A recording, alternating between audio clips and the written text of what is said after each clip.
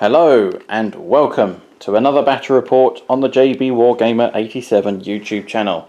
It's Open War 2000 points and it is Ultramarines versus the Necrons. A classic encounter here in this episode. We have jungle terrain once again on the channel, but with new trees being added, and these are done by our fellow members of SSWG, Southend-on-Sea Wargames group. So I've added these new jungle terrain to be featured on the channel for the first time, all fully painted and based. It looks really, really pretty. We have emphasis on this channel is making terrain realistic and to build it as narratively accurate as possible. So, it is a mysterious jungle land with some Imperial presence over here that has been brought down by our guest today, Phil Marshell. And Phil Marshell is back on the channel. So what are we waiting for? Let's check out the lists. Right, this is the 2000 points of Ultramarines, 2000 points on the nose. We have 6 command points. This is the new update for the Nephilim campaign 2022 that Games Workshop have just released. So we did have 6 command points, spent 1 to give Cato Sicyrus a warlord trait. And representing Cato Sicyrus is the one and only Winston Adkins. Thank you, comrade, for your support. So Cato Sicyrus, I have to give him a warlord trait to spend a CP. So this is according to Battle Scribe. So we have given him Paragon of War, so on any wound roll of 6 is an additional mortal wound, quite handy there. So that's the named character. And then we have Marcus Fraze representing as a lieutenant. Lieutenant is equipped with a combi melter and an Astartes chainsword. And then we have an anonymous librarian we have here today. So we have Might of Heroes and Null Zone as his powers, as well as Smite. He is equipped with a force stave. Furthermore, we have another Patreon. We have Thomas Moore. He's going to be carrying the banner today, and he has an Astartes chainsword. And we have an anonymous apothecary here to heal up any damage for our fellow leaders and battle brothers alike. So the doctrine for Ultramarines is if I pull out of combat, it's -1, but I can still shoot, and they get +1 leadership. Furthermore, this is a battalion detachment, so we do start off with 6 command points. Spent the 1 command point, of course, to give Cato the warlord trait. So over here we have, I've gone for all firstborn because I love firstborn and I like a challenge. So keeping it a nice fluffy list as well. So we have a tactical squad. These will be split into combat squads except for the assault marines, which we'll talk about a bit later on. So the sergeant's equipped with a bolt gun. A specialist battle brother is equipped with a flamer, and another one is equipped with a multi-melter. And the rest are equipped with bolt guns. Transport is a rhino. And then for over here, exactly the same, we have Sergeant Caudle in the squad. Thank you, comrade, for your support. And then we have a plasma pistol and a power sword for him. And then we have a melter gun and we have a grav cannon, grav amplifier there. And a rhino transporting them. And then we have a sergeant over here equipped with an Astartes chainsword or bolt pistol. And then we have a specialist battle brother equipped with a plasma gun. And then we have a patron here. This is Wolf Kadak, also known as Ryan Woolley. So thank you, Ryan, for your support. And then this squad is equipped with a heavy bolter as well, and another rhino. And then for over here, we have an assault squad. These will be a full 10-man squad, making the most of the stratagem if need be. So we have a sergeant that's equipped with a combat shield and plasma pistol and a thunder hammer. Another specialist battle brother is equipped with a flamer. Another battle brother is equipped with a plasma pistol. And Phil Marshell has promoted himself. He wants battle honours, and he's joining the YouTube membership platform. Thank you, Phil. And Phil is here today. He's just literally signed up. He felt sorry for me, so therefore he wanted to join the channel. So thank you, Phil, for your support there. So this is your character. The Assault Marine is back. So then we have a Dreadnought, classic Dreadnought. I've gone classic here because why not? I like a challenge, like I said, and I love Firstborn. and I don't want to waste my collection away. So we have Darren Gardner here representing the Dreadnought. It is equipped with an assault cannon and a close combat arm with underslung Stormbolter. And then debuting on the channel, well, not debuting as such, but debuting the new rules of the channel, we have Vindicators. Now, Vindicators are a lot better now. So not only do they have Armour of Contempt, that's all of the infantry and vehicles alike. It only applies to Space Marines in general. But we have Scott Costello, a new Patreon that is supporting, and a fellow YouTube member as well. Thank you, Scott, for your support. So I thought I'd give you a debut on the channel. That is your Vindicator here. That will be in this battle here. So then we have Dean Lighton as well in command of this Vindicator, and we have CJ Velasco. He's back as well in action on the Patreon page there. That there is 2,000 points. These here are markers to indicate which doctrine we are in, just to make things a little bit more professional there. Courage and honour, we march for Macragge, and we shall know no fear. So that is the Ultramarines Firstborn list, 2,000 points on the nose. Let's check out the Necrons now. This is going to be some challenge they'll be facing in this episode. So these are my Tier 7 Patreon members that are the Cadians faction here. So we have Charles Cranford, Chris Comiskey, Adam Holmes, Maxfield Knuckles, Winston Adkins, Tyler Griselli, James Ashfield and Marshall Cummings. Those are my Tier 7 plus members that are supporting me through the Cadian faction, and those that are debuting on the channel over here. They're representing the Ultramarines. They'll have their turn on their battle. But work in progress at the moment with the Patreon page. There is going to be big changes happening, and for the benefit of everyone. So hopefully you'll find out the behind the scenes footage if you support me through YouTube membership and Tier 4 membership. That means you get access to Discord, so you get extra behind the scenes footage as to what I'm up to with regards to the process of improving the Patreon and YouTube membership supporters. So also you can freely hit the like button, subscribe, share this video with your friends, and hit the bell button so you will be notified as to where and when the video will be published. So that's how you can support me for free as well as support me financially. Thank you very much for your time, for listening, and let us continue on with this battle report. Right, this is the 2,000 points of Necrons debuting on the channel. It is a fantastic model that Phil has just painted. It is the one and only, the Silent King. And to make matters even worse on top, the Citan, the Nightbringer, is debuting on the channel as well. What a challenge this is going to be. So this is the 2,000 points of Necrons that Phil has set up. And he's going to tell us now more info as to what each unit has. This is my 2,000 point list of Necrons. It's 1996 points actually, and it is my custom dynasty called the Tyrek dynasty. They are using the dynastic tradition of circumstances of awakening is relentlessly expansionist. At the start of the first battle round, before the first turn begins, units with this code can make a normal move up to 6 inches. Oh, okay, so it's instead of running, I'm presuming. Pre-game move. Oh, pre-game move. Ah, I get to advance closer. Yeah.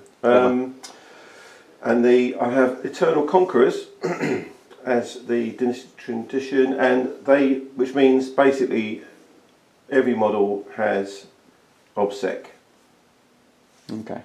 And if it's a unit that would already have OBSEC, they count as one additional model when determining the control of an objective marker, so the troops count as 2. The Catan Shard does not benefit from it. Oh, okay, yes. Alright, so that's your dynasty and traits there for your faction. So tell us more info. What units you have. The Warlord, as you mentioned, is the Silent King. The Silent King himself. Is it compulsory? It has to be the Warlord. Yes, he has to be the Warlord. I thought so. I'm not paying the points. The CP4 is Warlord trait though, so we don't have the Warlord traits. Okay. And he only comes with one setting. You can't adjust it, so he's 400 points with the 2 triarchal minis. Amazing model. And yeah, all the things that he comes with. Yeah. All the buffs that he can give out. Very good. And you get 3 extra command points for him being in your army. Oh, that's brilliant for especially the new updates. My 6 points went up to 9. Yeah. And I've used them here. So my other HQ choices. So we have this one is a Supreme Command detachment on its own. Yeah. And I also have I think it's a patrol detachment. Shall we? That's it. Yeah. So in the patrol detachment, HQ of the Catacomb Command Barge. He has the relic resurrection orb. Yeah. So it resurrects on 4+ once again. Yeah. He's also got the Gauss cannon and the war scythe. So paid the extra points for the Gauss cannon and the war scythe. And he has paid 2 command points to give him a relic, the extra one, Hand of the Pharaon. So he can do one. Mine will be done twice. Nice. Then we have another HQ choice over there. We've got a Chronomancer at the end there. Yeah. And he doesn't have any Cryptek Arcana. He just comes standard. But he does have he comes with the Aeon Stave. The other HQ choice is the Technomancer. Yep. He does have a Cryptek Arcana. He's got Prismatic Obfuscation. Basically, you can't target him unless he's the only nearest model. Is it me, or is there extremely long words? Very long. Very, very long. Super long technical words in this force. Really long. Yeah, they're very long. Find out on the dictionary, fellow audience. Probably about 12 to 15 letters in each word. Yeah. So that's HQ choice. So we've got 1, 2, 3, 4 HQs. 4 HQs. Okay. The is it -2 CP for taking the patrol detachment? yeah, -2. Yeah. -2. But you got that because of the you get traits. Yeah. For the warlord. I see. Yeah. Yeah. Okay. +2 CP for Supreme Command Detachment. Yeah. +3 CP for Silent King. So I that's 5. see, yeah. -2. -2 down for again patrol. to get +3. Yeah, very clever. Very, very clever there, Phil. Right. Very clever. Troops choices. We just have 2 troops choices. Yeah. We have the 10 Immortals with Gauss Blasters. Excellent. Classic And models. a squad of 20 Necron Warriors. Single squad. Single squad. Okay. 10 with Gauss Flayers and 10 with Gauss Reapers. Okay. In the Elites category, we have your favourite, the Scorpic Destroyers. Oh, yes. And the Plasmacytes. Plasmacytes. Yeah, as the well. Viral Construct. Brilliant. Plasmacytes. Yeah. And the other elite is the Catan Shard of the Nightbringer. Ah, yes. Newly reduced in price to 320. 320. From 370, I believe. Yeah. It's quite a big force, actually, considering you've got a lot of points. How many points is... He's only 400. He's come down to 400. He was more. 400! Yeah, Oh, he's boy. very good for 400. They must have a lot of those they want to sell. There's a lot of models in stock they need to shift. Yes. Games Workshop, I'm sure. tactical move there. Tactical move. For the fast attack choice, we have 6 Tomb Blades. Yep. They are all with particle beamers, shadow looms, and shield vanes. And the then Ladybirds. We have the heavy support. 3 Locust heavy destroyers in one squad, Yeah. and they are armed with the Gauss Destructor. Gauss Destructor. So that's 1996 points Yeah. of Necrons. So this is Phil's Necrons debuting on the channel with the new model there. It looks absolutely fantastic. Congratulations, Phil, for painting that model. It's horrendous to put together. Horrendous to put together. Was it a birthday present? Birthday present in April. It took me all this time. Oh, it's brilliant. Well done. It's not one of their best models. It's very, very, very. You know, a lot of their new models are really good to put together. They fit together perfectly. They click together. Yeah. Everything's really, really well made and really accurate.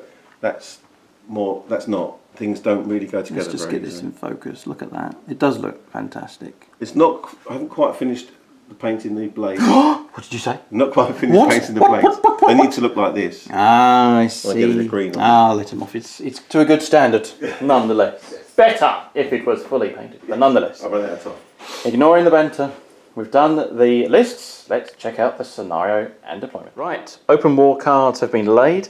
These ones here have already been used in previous games, just to keep things a bit more random. And furthermore, these here, as we are similar power level, we will not be using them. That's sudden death. But you have how many power level? 107. 107. Now I have 105, so I will have the ruse to my advantage. But Phil, take the honours of showing us the primary objective of this particular episode. It is incisive attack. Okay, let's read a bit of the narrative here, of course.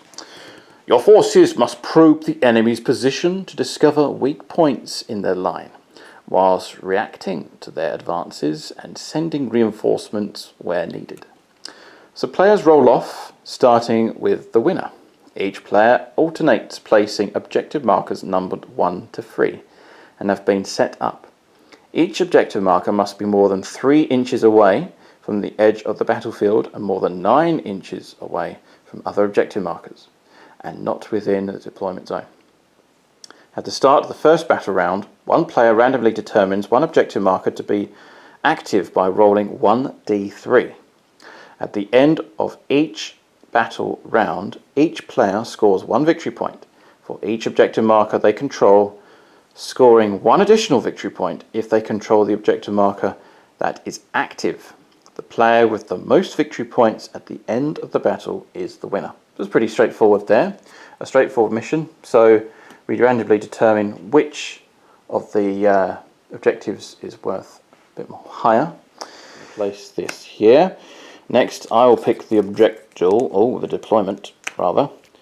That's an interesting deployment zone. So it looks like there's a diagonal deployment line, which is actually, looking at the map over there, quite easy to do. There. Phil, take your twist. This applies to both of us. You take the card. Is it secret or is it? No. It is viewable for our fellow audience. Oh, what's this? Last stand. Oh, wow. Units automatically pass morale tests. Okay. That saves time. Okay, definitely they shall know no fear in this game. Yes, and we don't. And that's your secret one. Look away now. Show the fellow audience what it is. Okay. That is the card. I will keep that in my pocket. So literally putting it in the pocket right now. So that's the objective, deployment, the twist, and the ruse in this open war clash. So the mission is called Incisive Attack. Right, we've done the deployment zone, clarification terrain, and the objectives. So I won the roll as to who will place the second objective and choosing the deployment zone. The Ultramarines will be coming on this side, attacking. Necrons will be coming on this side, over here. We have objective marker number 1, number 2, and number 3. So randomly determine at the beginning of the turn, whichever number it is, gets an additional victory point. On top of that, it's pretty simple.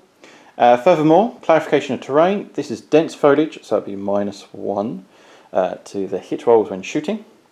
Furthermore, we have line of sight blocking terrain over here. This will be a ruin over here, so you'll get cover for that.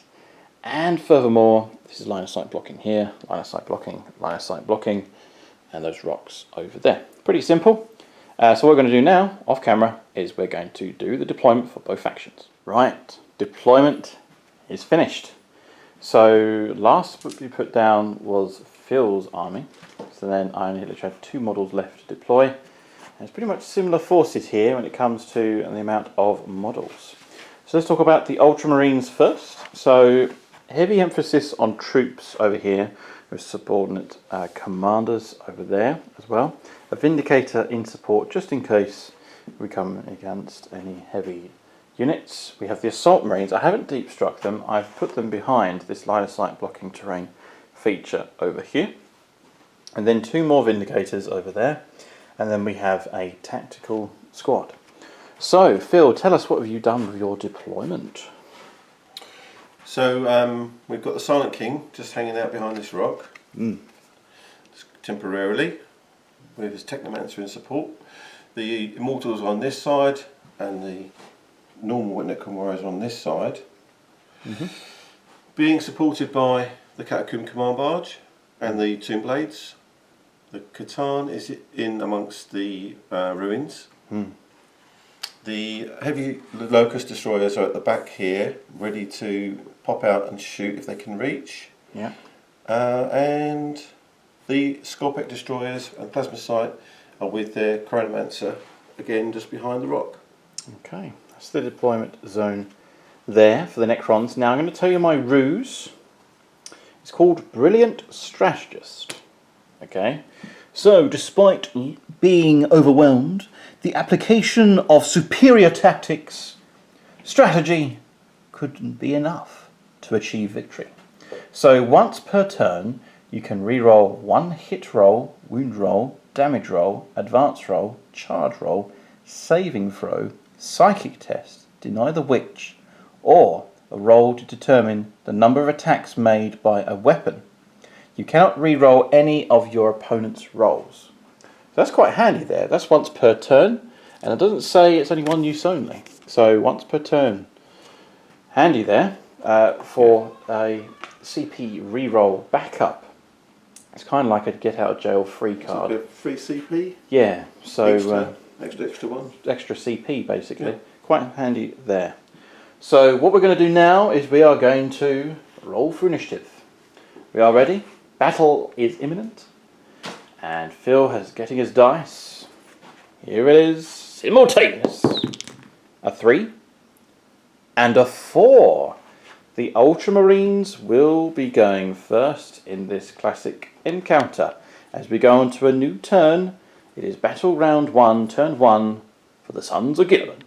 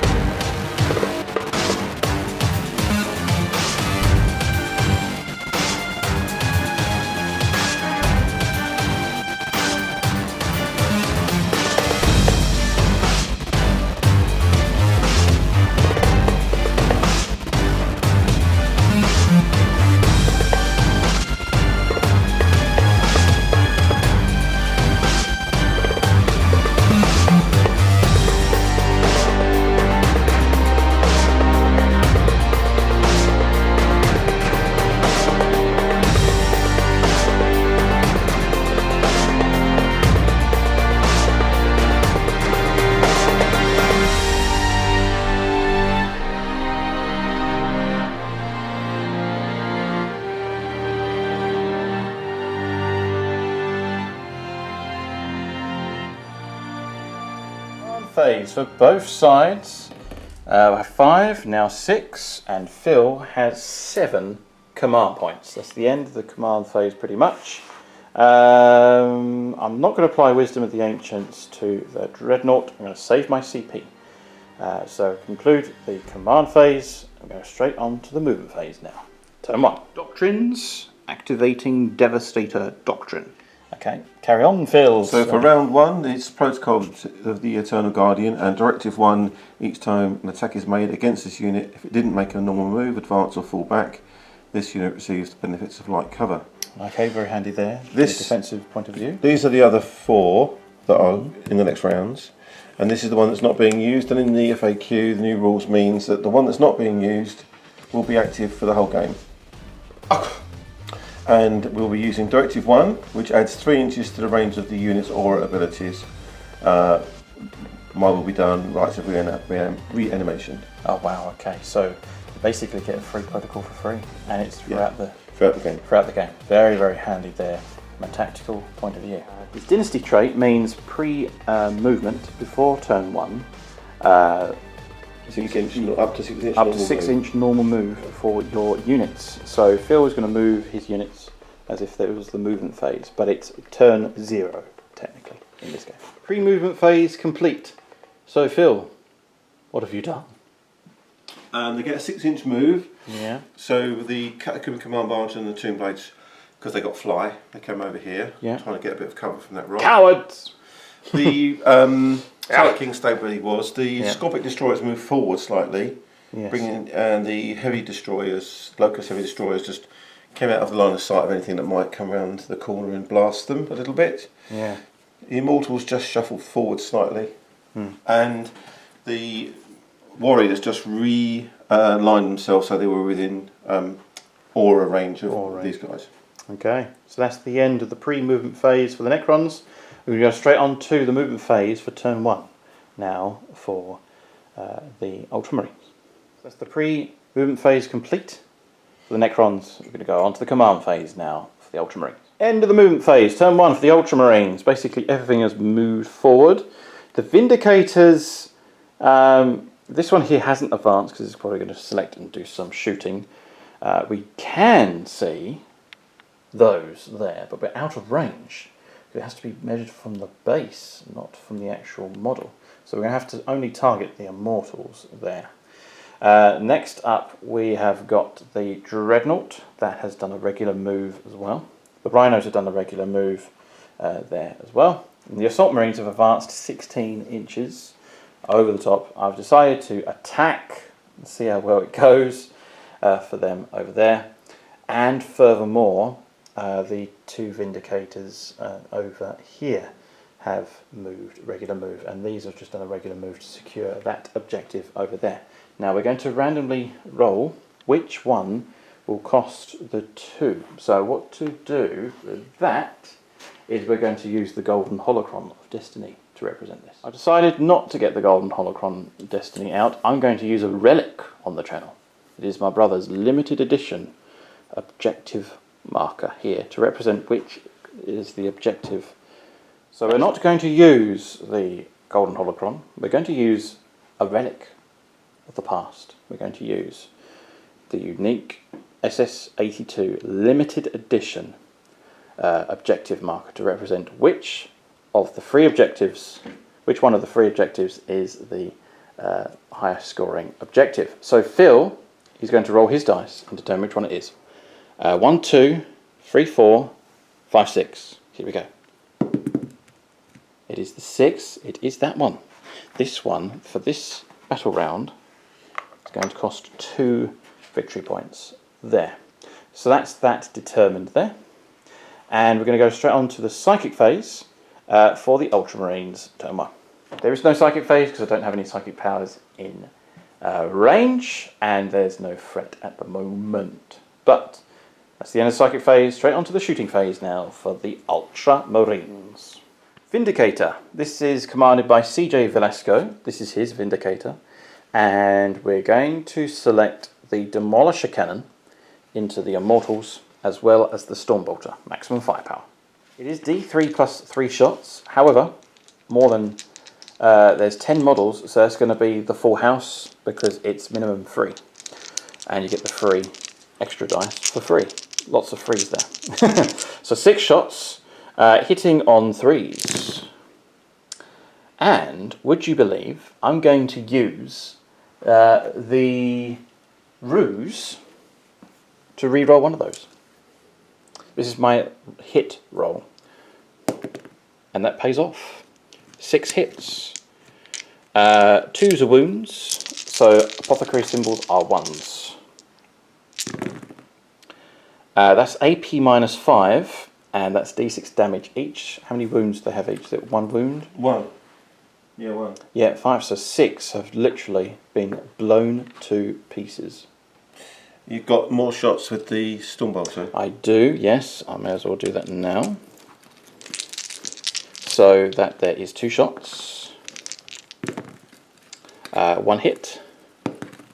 And for your toughness on Immortal is 5. Toughness 5, yeah. Okay, so I'm not going to re-roll the wound roll there for the ruse. So that's that Vindicator done. Good shooting there. Animation protocols for Necrons.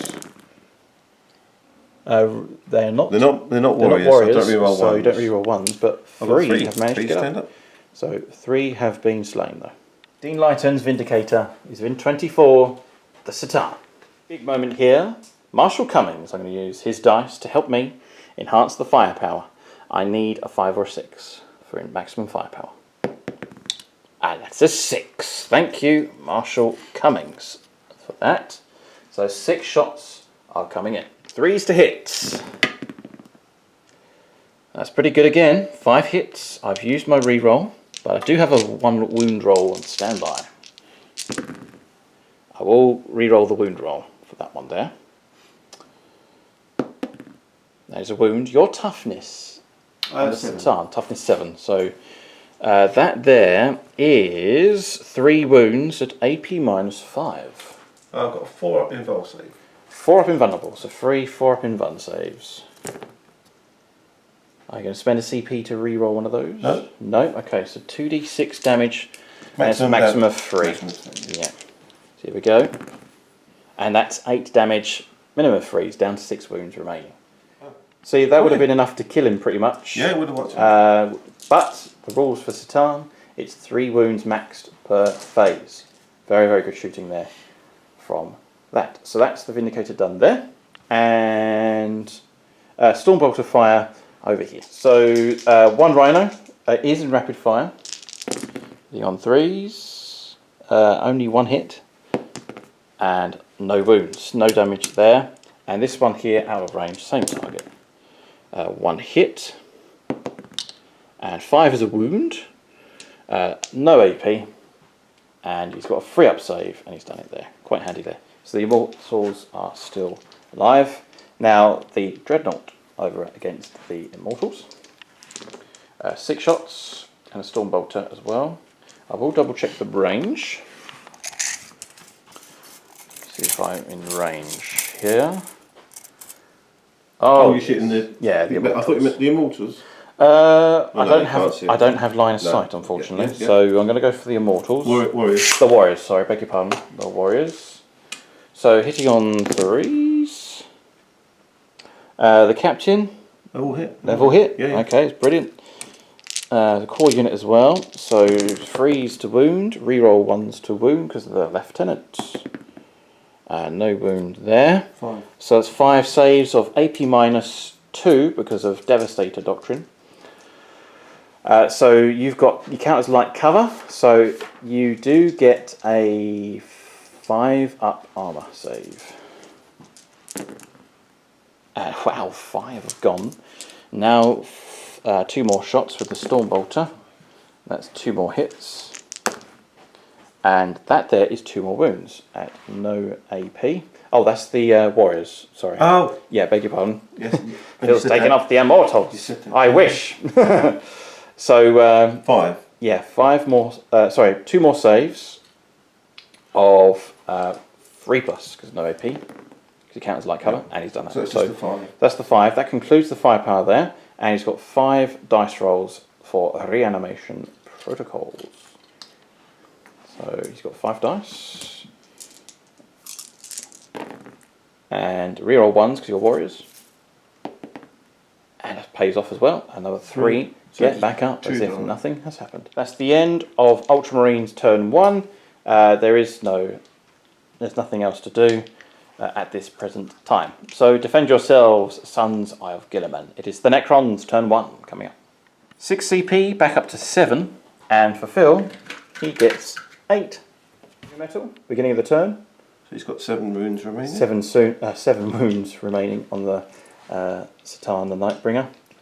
And we're going to see what else Phil has up his sleeve. Okay, Phil, what are you up to now? So the Technomancer is going to do rites of reanimation on the Immortals and bring 1 back. For free? For free, yeah. Yeah. If it was Warriors, he could do D3. Okay. The Silent King has given mobile down onto the Locust Heavy Destroyers. The Ladybugs. And Also to the Immortals, so they're all on +1 to hit in attack and shooting and attack. The Category Command Barge has blessed the Warriors and the Tomb Blades with +1 to hit. Okay, very handy there. Is there anything else on the command phase? Just double checking. He's flicking through his codex, panicking. Checking. Category Command Barge. No, nothing. Okay, that's it. That's the conclusion of the command phase for Necrons. We go straight on to the movement phase now, turn 1. End of the movement phase for the Necrons. Necrons are not hanging around here. They want these objectives. So, Phil, tell us, what have you done? So in the movement phase, the Chronomancer used Veil of Darkness to move the Scorpec destroyers over here to this objective. Yep. The Immortals moved their normal move in the line To form a screen. Yeah, screen. Yeah, very good. Locust Heavy Destroyers moved their normal move here. In line of sight of the Vindicator. Yeah. Silent King came out from behind the rock. Okay. The Technomancer stayed behind him. Yeah. Behind this rock here. The Tomb Blades made their 14-inch move to here. And the Capricorn Command Barge moved up in support of them, and the Warriors moved up 5. Okay. The Catan is not hanging around, he's leaped forward to here. And at the end of his movement phase, he's going to use his Catan powers. Catan powers, here we go. At the end of the movement phase, he will do his powers, and what are they? We've got his Gaze of Death. He selects one enemy unit within 9 inches and visible to him. Yeah. And then I roll 3 d6s for each 4 plus. Are you within 9? I don't know. He's just double checking. No.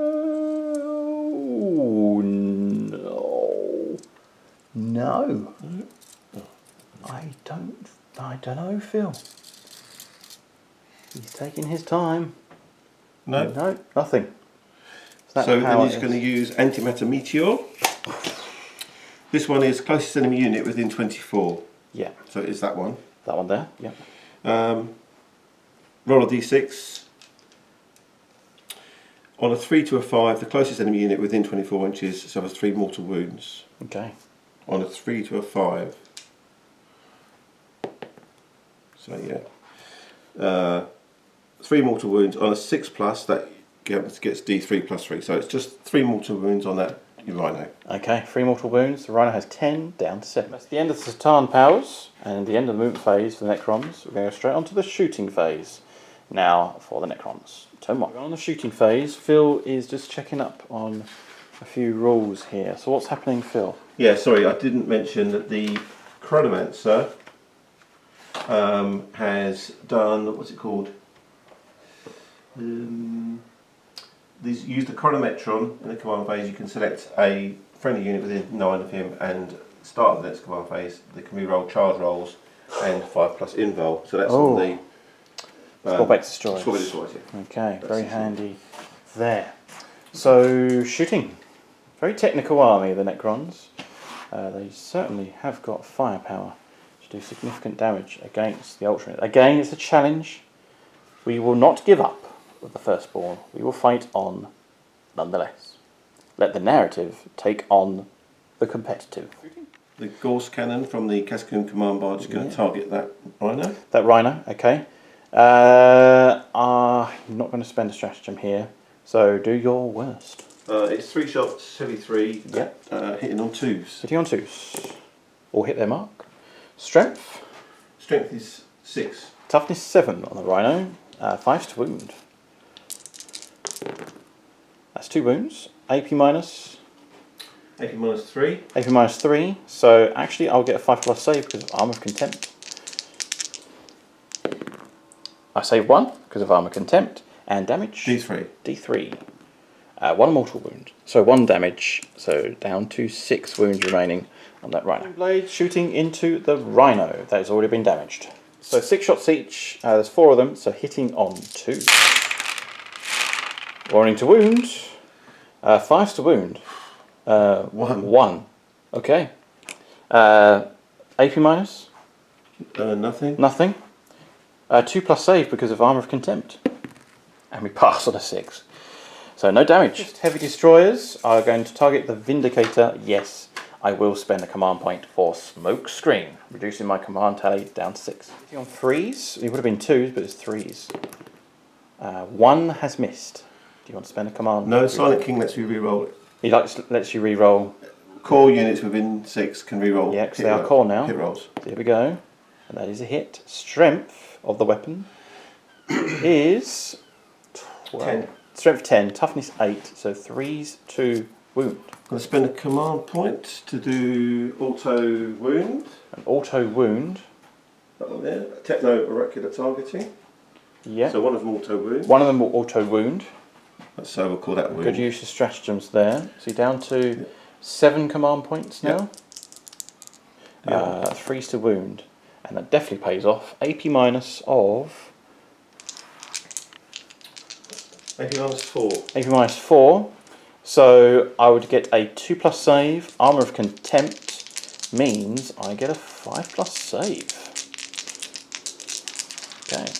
Because of the Siege Shield for 10 points. Gets +1 to the armour save. And it pays off. I've saved 2.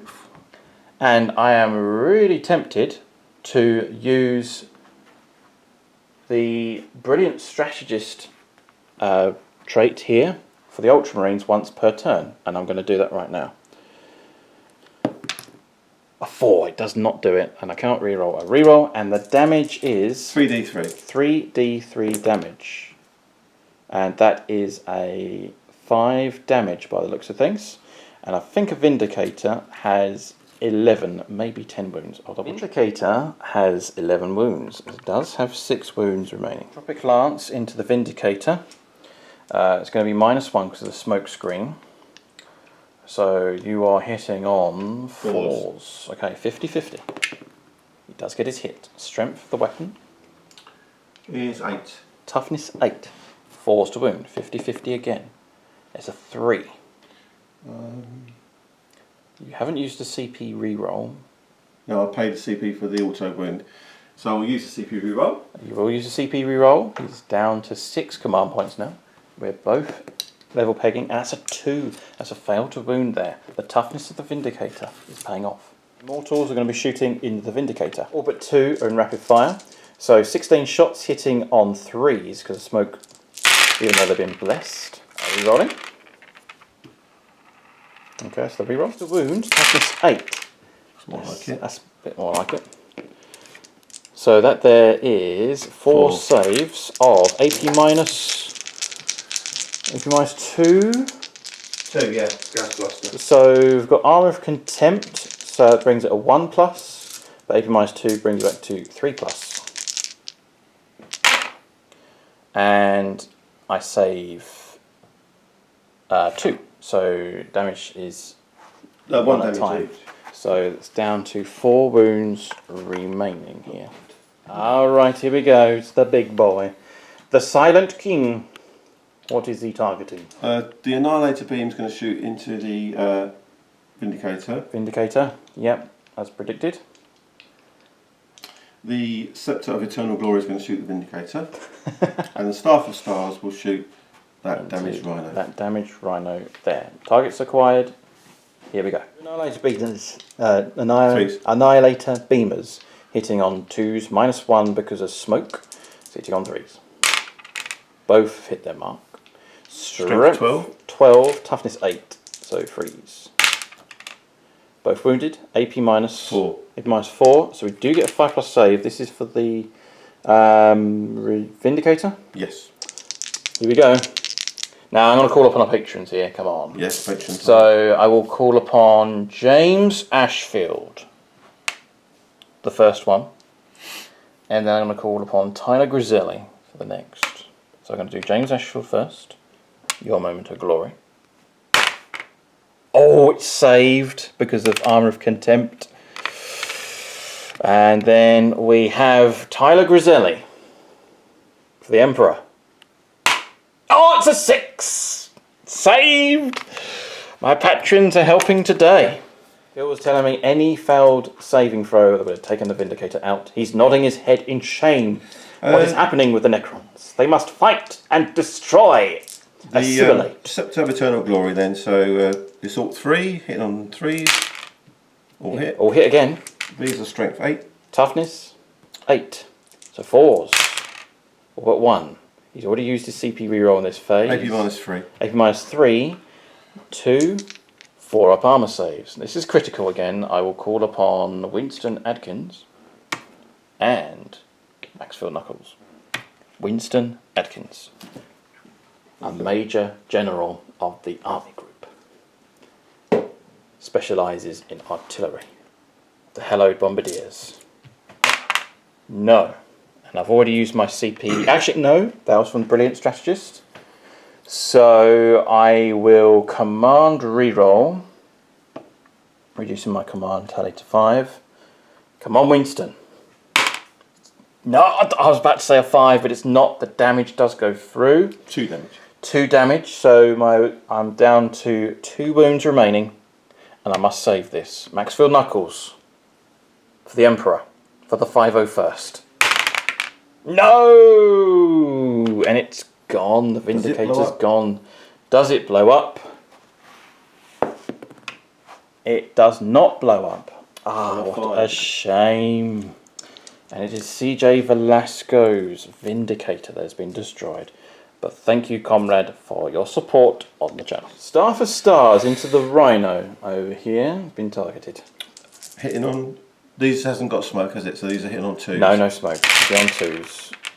All but 2. He gets to reroll his own. Gets to reroll. Oh no, 1's missed. So that's 8 hits. Strength 6. Yep. Strength 6. Toughness 7. 5 to wound. That's a very, very good wounding roll. These are AP -2. So that's 3 saves of 4 plus because of Armour of Contempt. Oh, 4 saves, beg your pardon, I take that back. So 4s, I save them all. Okay. Unbelievable, what's happening in my dice? The Ultramarine dice has been blessed. Anything else? Is that it? Or have you got the Immortals? They've already shot. No, I've got the Necron Warriors. The Necron Warriors. So it looks like you have to fire the Warriors into the Rhino. Yeah, I will do. Okay, so he's declared that, and that's what's coming up next. Before we go any further, just quickly. That's Phil's terrain set there. Very pretty. He said I wanted to use it to showcase, and he gets a free showcase on the channel. Honoured, sir. Thank you. So there you go. So that's the terrain there. But quickly back to the battle. Any shooting? Warriors into the Rhino. Warriors into the Rhino. Just waiting for the dice. 10 Gauss Flayers, and 1 of them is a Gauss Reaper. Okay, so here we go. Hitting on 2s. Looks like it's been blessed. Okay. So these ones are the Flayers. Flares hitting on 2s. Have they been blessed? Yeah, they're hitting on 2s. Hitting on 2s. It depends whether they're within the... Yeah, because I've got +3 to my... +3 to the inch to the auras. So I can reroll those. Reroll those. She does, except for 1. These are Strength. That would be 5 to wound. Oh, Strength 4 against the Rhino. Toughness 7. Strength 4, AP -1. So 5s. 2 5s there. AP -1. I failed. Arm of Contempt did not work. Down to 4 wounds remaining. And these are the Gauss Reapers.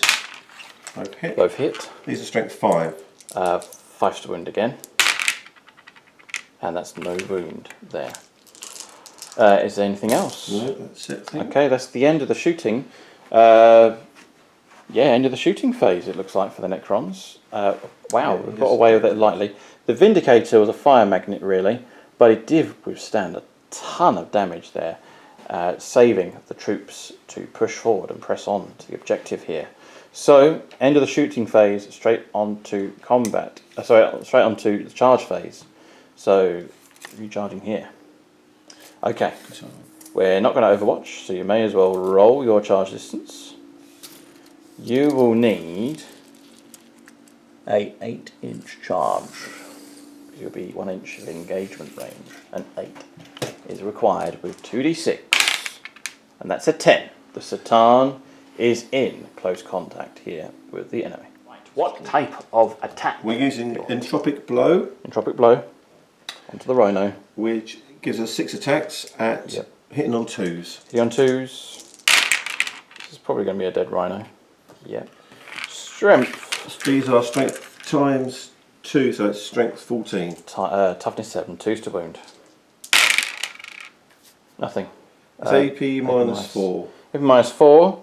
So we will get a 6+ save with 5 6s potential. None damage? The D6 each. D6 each. I think it's going to go. So 4d6 damage.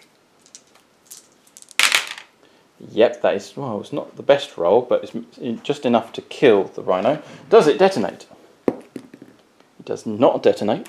And I have 10 occupants inside. Any rolls of 1 are model slain.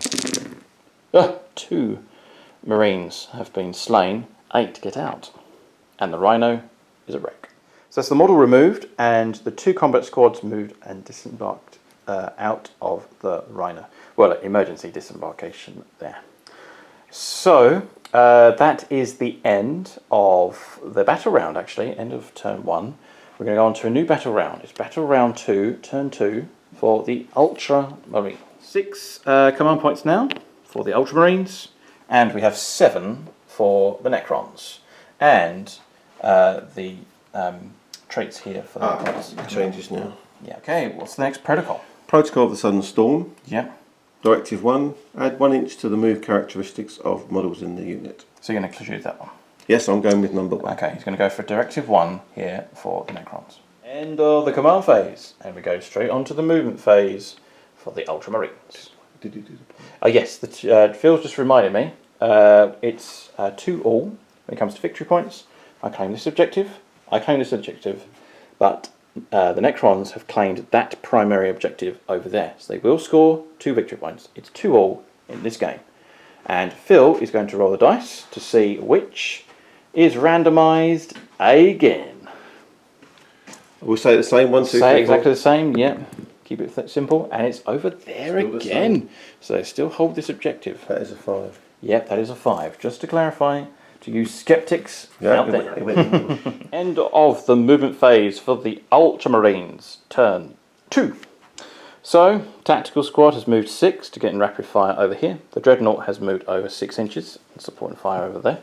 The Vindicator does have line of sight to either the Scorpex Destroyers or the Sitar. So we shall find out there. We also have the Rhino. I stood still with the Rhino over there because for securing objectives. So I need to keep the objective primary mission in hand. Vindicators move 12 to be in range of the Tomb Blades. And I've got another Vindicator as well over there. The Assault Marines have moved 12 from this flank, moving over to the right. So that is the end of... actually, the Apothecary. I forgot to put the Apothecary next to the Captain. Do forgive me there, hiding in the bushes. Having a little spy for out there. So that's it. So we're going to go straight on to the Psychic phase now for the Ultramarines. I'm going to cast Might of Heroes onto the Dreadnought. Warp charge value of 6. That goes off on 11. Oh, right. So are you going to try and deny on a double 6? No? Okay, Might of Heroes goes off there. Oh, that could have been a smite as well. Never mind. I will cast Smite onto the Satan. Here we go. And that is a 6, warp charge value of 5, so D3 mortal wounds. I'm going to... You will try and deny. What do I need to roll? You need to beat a 6 with 2 dice. That is a 5. Do you Am I allowed to re-roll it? Yes, yeah, you are. Do. Okay, spending a command point. You must keep the Catan alive. The CP reroll coming up. And that's Snake Eyes. And that's D3 mortal wounds. I'm going to call upon a patron here. I'm going to call upon Adam Holmes. He's quite new to the channel, but he is a Phoenix Lord on the Striking Scorpion 82 channel, as well as a faithful Patreon. Adam Holmes, your moment of glory. It is 3. And I will keep that result. So that there is 2 mortal wounds. Your mortal wounds down to 5 wounds remaining on the Satan. So that's the end of the psychic phase. Pretty successful there. And we're going to go straight on to the shooting phase. Turn 2. Frag grenade. Everything's going to shoot here from the assault marines. They're going to shoot into the Satan. So frag grenade is within 6 inches. So d6 shots. 2 shots. Helion 3s. Captain nearby. He only rerolls 1s. Only 1 hit.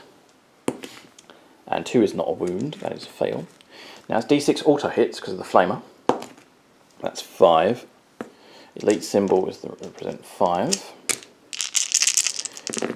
Your toughness is 7, and that's a failed wounds roll there. Plasma pistol will supercharge, may as well. And that is a 2, that is a miss. And I have bolt pistols, so we have 1, 2, 3, 4, 5, 6. 6. That's it. Actually, Sergeant's got a plasma pistol as well. So 6 shots with the pistols, and then a plasma pistol supercharging with the Sergeant, which he hits. Strength 8. 3 is a wound because it's supercharged. AP minus 3. Now we are in tactical doctrine here, just to let you know. Devastator doctrine is no more. So AP minus 3. You got a 4+ invulnerable save. If you fail, this will be damage 2.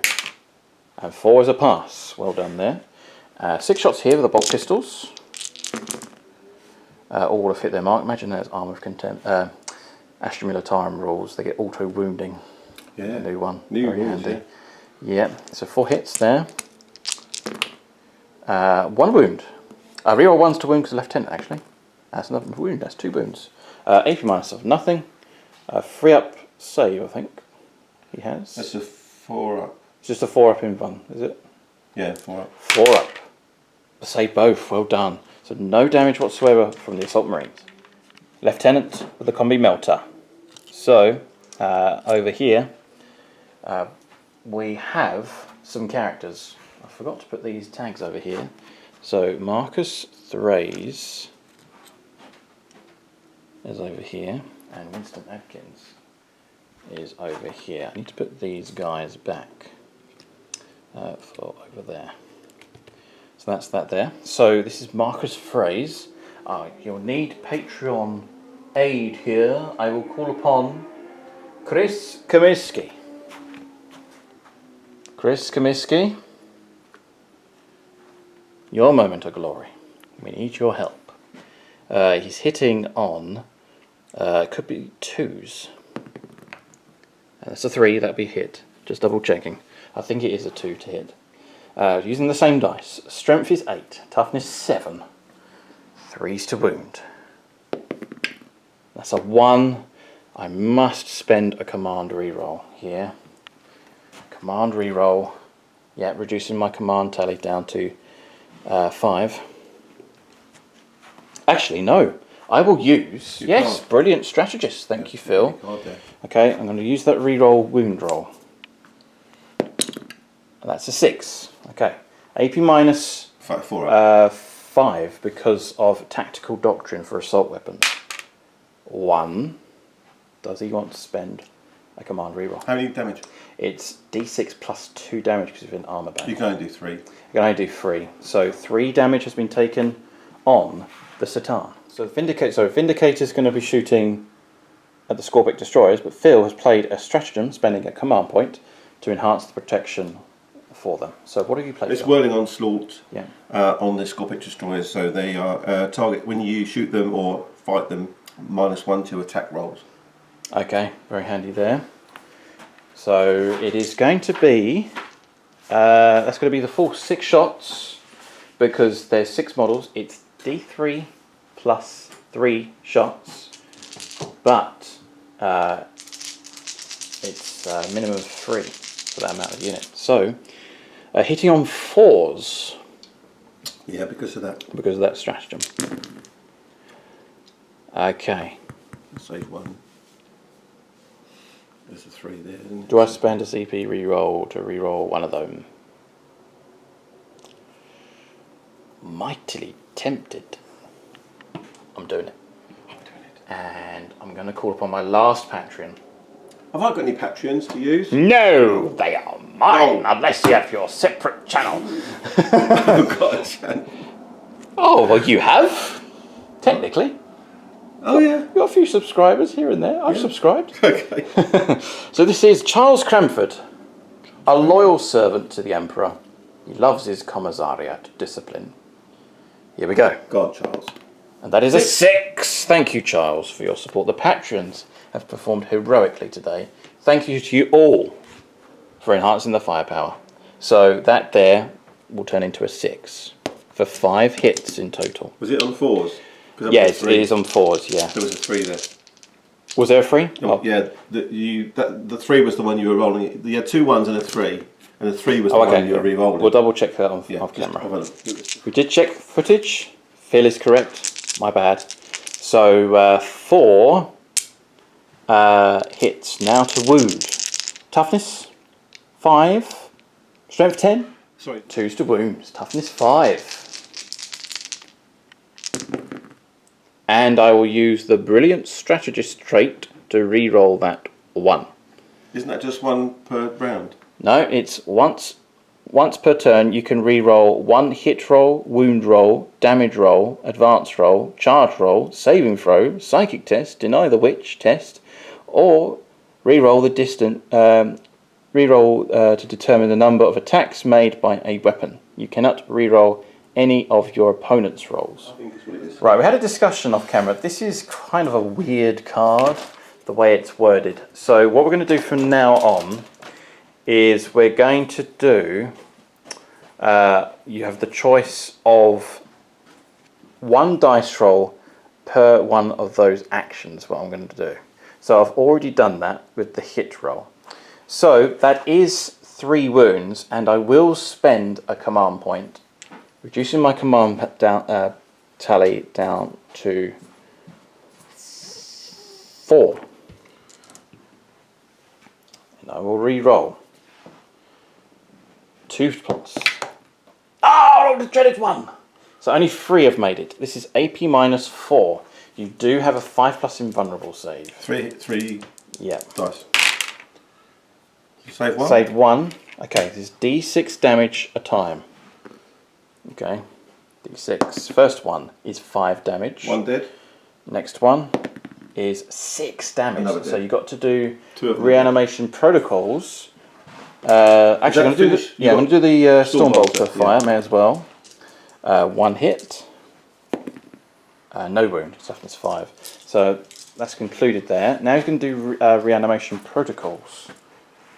So that's 11 dice. No.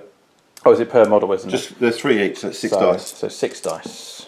I've got to get 5s and 6s. 5s and 6s. None. Okay.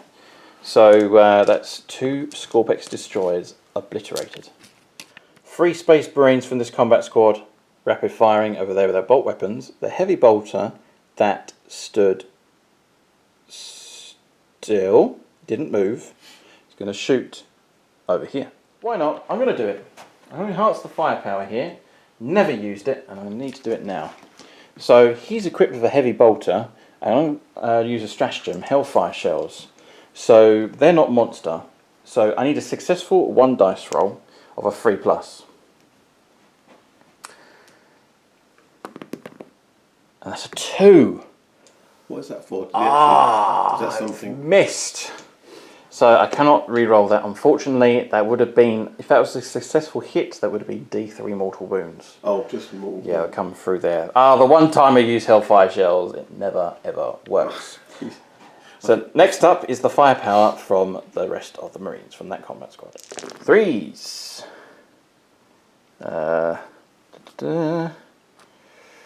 That's a miss there. Only 3, I think they're marked. Force to wound. Actually, that's 3 wounds. That's AP -1 as well. So 5 to save. 2 more have been brought down. That concludes the firepower reanimation protocol for those. So do your 2 dice rolls, Phil. I've got to take them off. Got to take them off. Oh, yeah, that's fine. You're going to take that one off there. That one.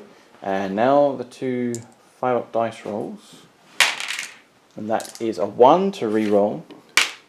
1 comes back. So 1 has been killed. 4 bolt guns over from this combat squad. Everything is going to go over to there. So actually, yeah, I'm just going to go over to there. May as well get the extra plasma shot. So bolter rounds. They've all hit their mark except for 1. Force to wound. Rerolling 1s. Lieutenant. And that there is 3 wounds. AP -1. Save none. That's 3 killed. Next up is the pistol is separate because it's a separate tactic when it comes to doctrine. That's a hit, and that's a wound, strength 4. 1 regular saving throw, that's a 4, saved. Plasma rapid firing, not supercharging. Rerolling 1s. Thank goodness. Has missed with the plasma gun, would you believe? Next up is the Dreadnought, and Are they finished? Yes, they've finished their sequence So actually. 3 reanimations. 3 reanimations, and 2 more have been killed here. And next up, I'm going to do the assault cannon from the Dreadnought, and the storm bolter is going to fire over to there, but the assault cannon is going to go into the Immortals. So here we go. All but 1 there.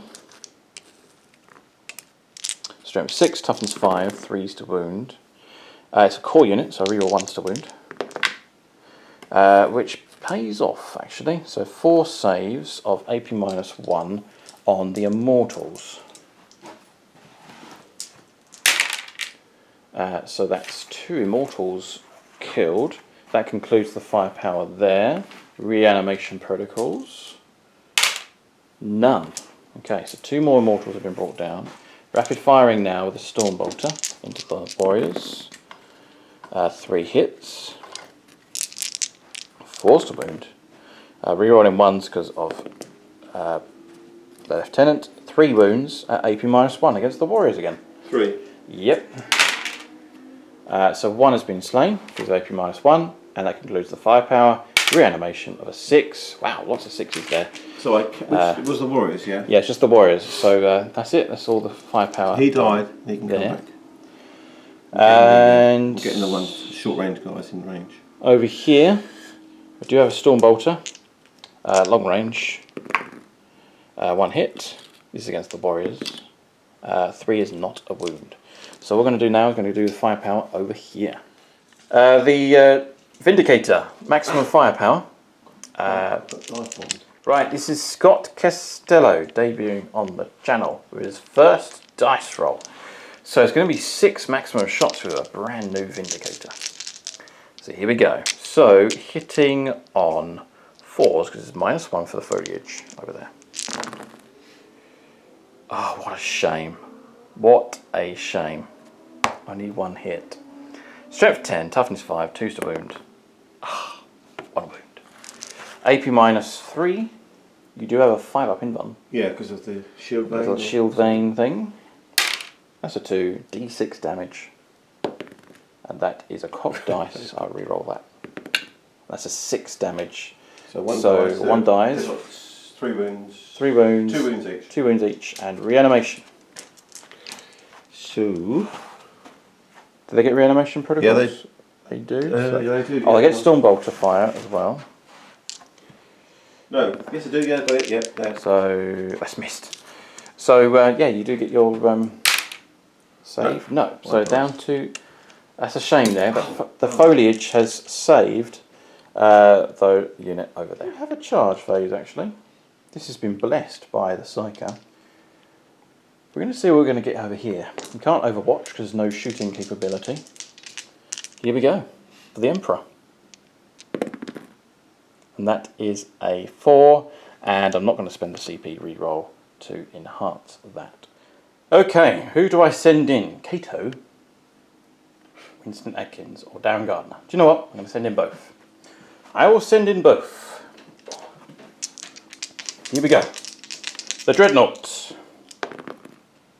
6. He's in with Might of Heroes. Stand by. Now the Captain. That's a 3 and a 5. He's going in as well. Okay, let's see who will fight first. I will let the dice decide. I will not take responsibility. So I love all my patrons, no matter what tier they support me at. So, on a 4+, Cato will fight first. No, it is Darren Gardner's Dreadnought that'll be attacking first.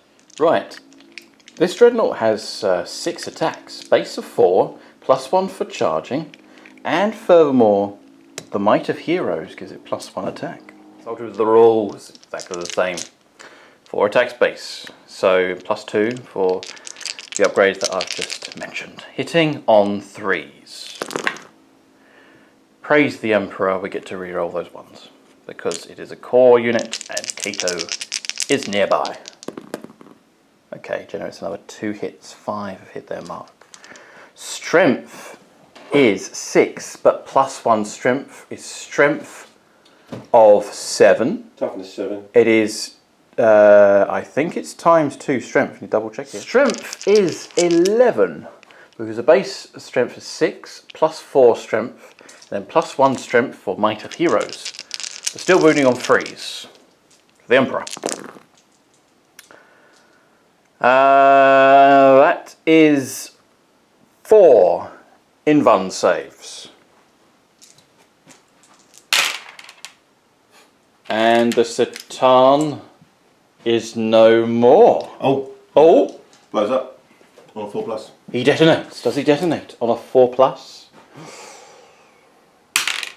No, it does not. Can I re-roll that? You can't know because, oh no, he's shaking his head. That's all he can do. I don't know why he's 300 points. I just cannot see why he's so good. He's no good. He's no good. No good. He's no good. He's no good. He's no good. He attracted all your shots for. He did. He was a fire magnet. I think you wasted your shots on him. Definitely. Yes, he was a fire magnet. It would have been a tactic. You definitely wasted your shots. He does nothing. Dreadnought. He does For nothing. glory. Yeah. The Dreadnought here. If you're a YouTube member, Darren. So if he'd have blown up, if I'd managed to roll a 4, he would have done something. On a 4+ explode, each unit within 6 inches gets D3 mortal wounds. But no, he can't even blow up. He can't Absolutely useless. Oh no, the Dreadnought marches to glory. And I'm going to hold it back just there, just in case any close combat action there. Well done, Darren Gardner. The Dreadnought in defiance against the Satan. And that is the end of the close combat phase. It is turn 2, command phase for the Necrons. We have 3, back up to 4. Phil has 5, back up to 6 command points here. Beginning of the command phase. Is there anything else, Phil, you want to do? Oh, Might of Heroes has still successfully cast, by the way, on the Dreadnought. Okay. Just double checking all his abilities here. So the Technomancer is going to bring back a Immortal. Yep. They're going to be very, very difficult to bring down here. Anything else, Phil? He can do Rites of Reanimation twice. Okay. Anything else to do on the command phase? No. Phil? Nothing? No? No? So my will be down on these. My will be down on those. Yep. My will be down on the Locusts. Yep. And on the Immortals. Okay, simple as that for the command phase for the Necrons. So I'm going to go straight on to the movement phase, turn 2. Right, end of the movement phase on turn 2 for the Necrons. A lot of movement has been done here. So Phil, tell us, what have you done with your army? So the Tomb Blades have moved, maximum moved, dropped themselves in here. Yep. And the Catwoman Command Barge moved 12 to there. Yep. 5-inch move with the Warriors moving forward yep. to threaten the troops there. Silent Kings come out of the corner towards the rest of the army. Yeah. And the Technomancers followed him. Yep. The Scorpic destroyers trundled down the hill to take on these guys. Yep. Followed by the Chronomancer and the Plasmacite. Yep. The Immortals moved up and stood on the hill to take the objective. Yeah. And the heavy locusts just did a little shuffle around. Yeah. Just to get themselves in a more pleasing formation. Righty ho. So that is the end of the movement phase for the Necrons. I'm going to go straight onto the shooting as there's no psychic phase. Turn 2. Necron warriors, maximum firepower. I'm going to shoot into the remaining combat squad over here. Chaos Reapers, 14 shots, hitting on 2s because they're blessed. Can re-roll that one because of the Silent King. And all have hit. Strength 5. Strength 5. So 3's to wound. Okay, here we go. There's a few 1s and 2s. There's one there and there's one there. So that there is 8 saves. -2. -2. We get Arm of Contempt, so it's going to be 4s to save.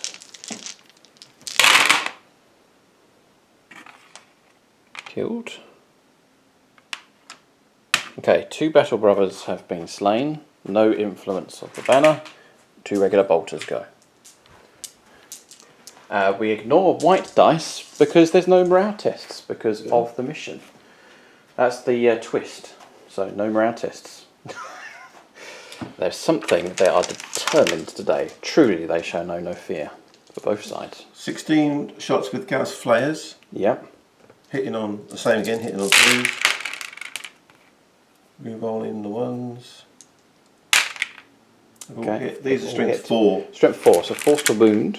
And he's AP -1. AP -1, so we do get a free up save for these because of Armour of Contempt.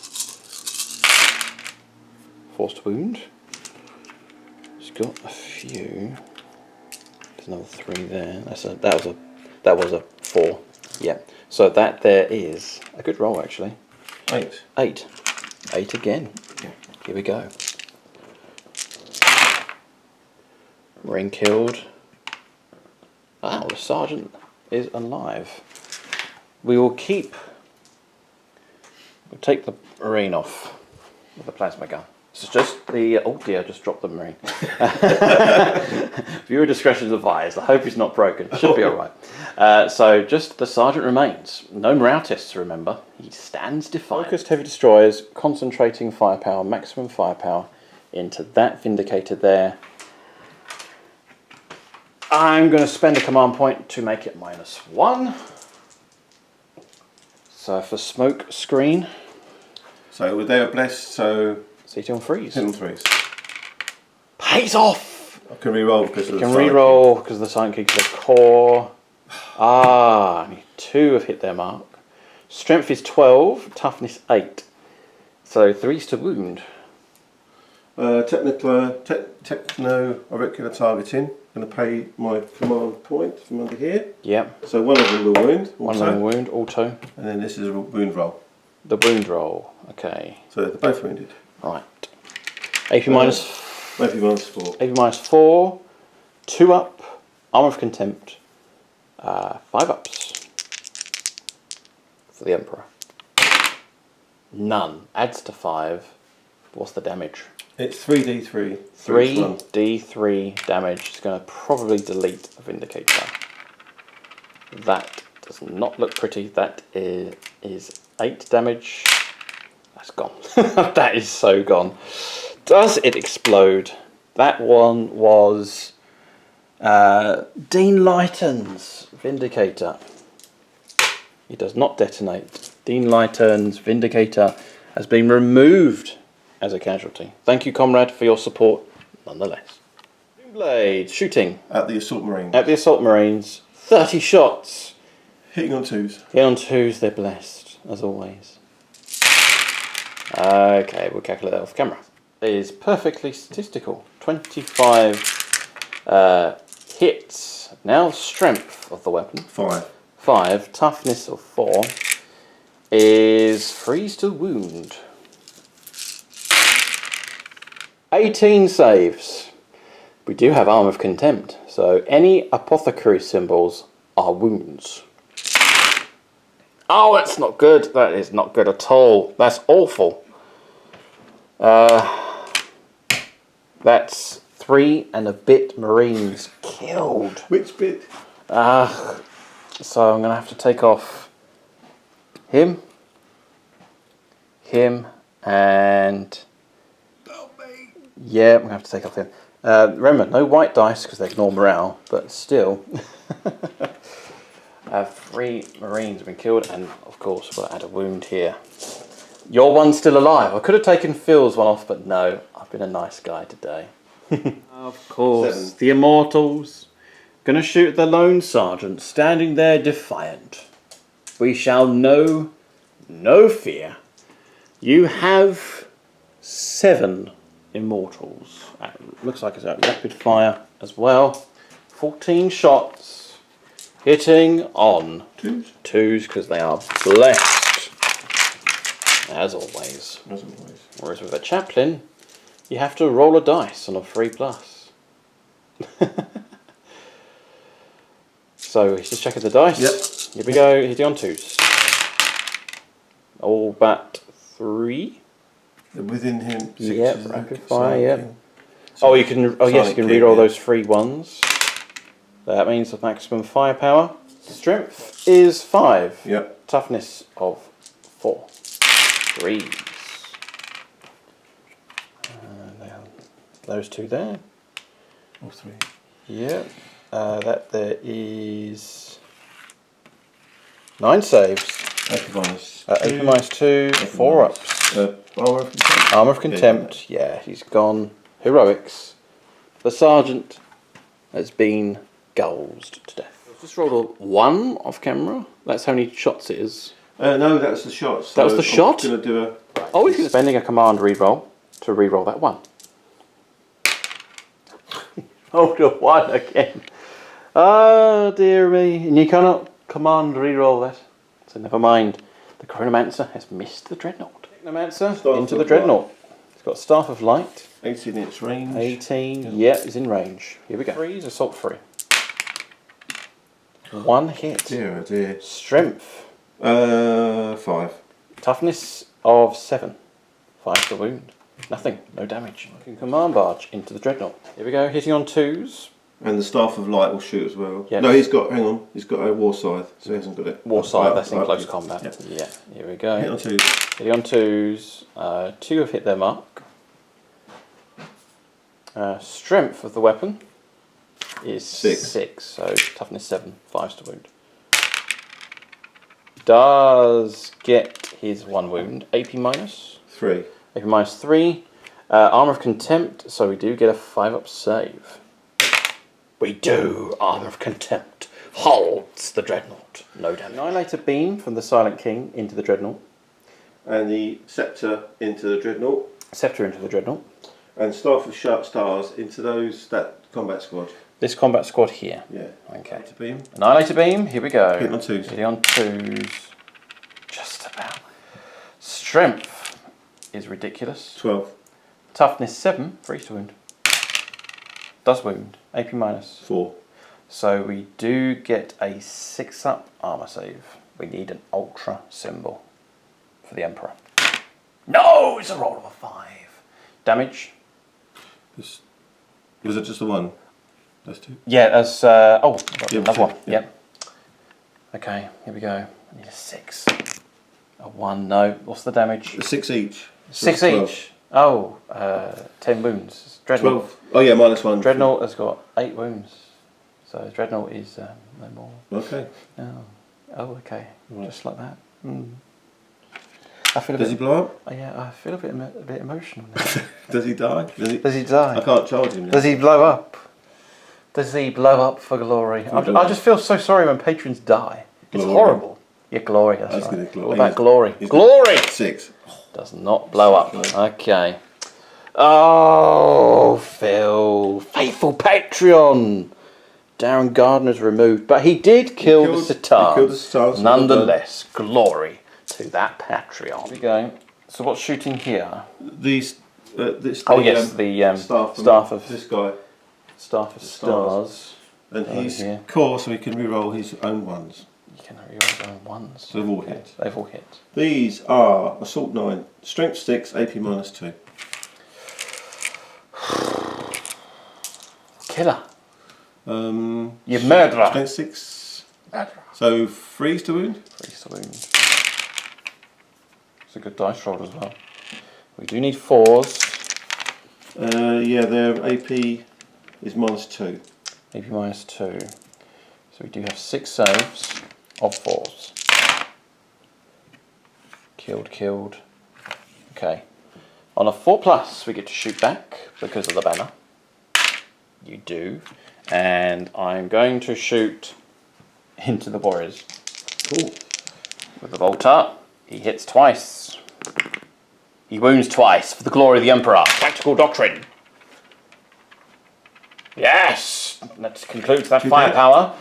Reanimation. Reanimation for them. Reroll ones. Glory! Kills 2 for 1 model. So he's dead. And a wound on another. Where are your charges, Phil? He's figuring it out now. I'm going to, first of all, do the plasma sight into the Scorpic destroyers. Okay. On a 1, I think one of them dies. Okay, yes. That is a 3. So that's not, they don't die. So they've got +1 attack and +1 strength. Oh, wow. Okay. And they're going to charge Cato. Oh. Aren't they? Yeah, if you want to. Bring it on. He's going to charge him as well. Okay, yeah. And these are going into there. Okay. I think the Warriors could try and go into there. Yeah. Yeah, okay. If they'll fit. Fair enough. Right, we'll do that. Right, bring it on. This one first. Into there. Here we go. Not going to overwatch. 6 inches so charge. 6-inch charge. And that is an 8. They make it through. Charge into him. Catacomb Command Barge into Cato Sicyrus. Boxcars. 12. He's in. Oh, Might of Heroes is gone because that was from the Dreadnought that you destroyed. Okay. The Gonna double check here. I will in fact heroically intervene with my lieutenant. You'll get stuck into close combat. the Scorpex into there. Scorpic destroyers into the fight. Fight here. It's a 9. 9-inch charge. Rerollable because of the Chronomancer. Chronomancer. That's a 1 and a 2. No. And rerolling. That's a 7. Does not make it. They fail their charge. Okay, so it looks like Warriors. it's just the Warriors into the 7. troops. They all make it into combat there as well. Okay, so that concludes the charge phase. We're going to go straight into close combat. Oh, before we go ahead with the fight phase, he let me off with the Dreadnought earlier on. So the Silent King is going to charge. Charge into there. 9 inches as well. Yeah, and that is a 5. I can't. Can I CP You reroll? can CP reroll, but you have to reroll both the dice. Yeah. How many CPs left? 3 left after 3. 3 apiece. And that's a 7. that. Yeah. I rolled all my good ones early. All the good ones are gone. So that's the end of the charge phase. Going to go straight on to the fight phase now. Turn 2. Warriors are attacking the combat squad. The War Scythe attacks, all 4 of them are going to go into Cato. Well, not into Cato, deflected by Cato. More like. Hitting on 2s. Strength. It's +2. So your strength 5, so strength 7. Yeah. So 3's to wound. Okay. Does he want to spend his last CP? I mean, the aura of the Silent King, I can reroll my wound rolls, can't I? In melee. Yes, but is the range 6 inches or 12? It's 6+3 because of this protocol. Just checking if it's... Okay, he's going to check this off only. Yes, so it's not re-rollable. So 3, yeah. Okay, AP minus. The war size is AP -4. AP -4, so it's going to reply upon the Ein Halo. The Emperor.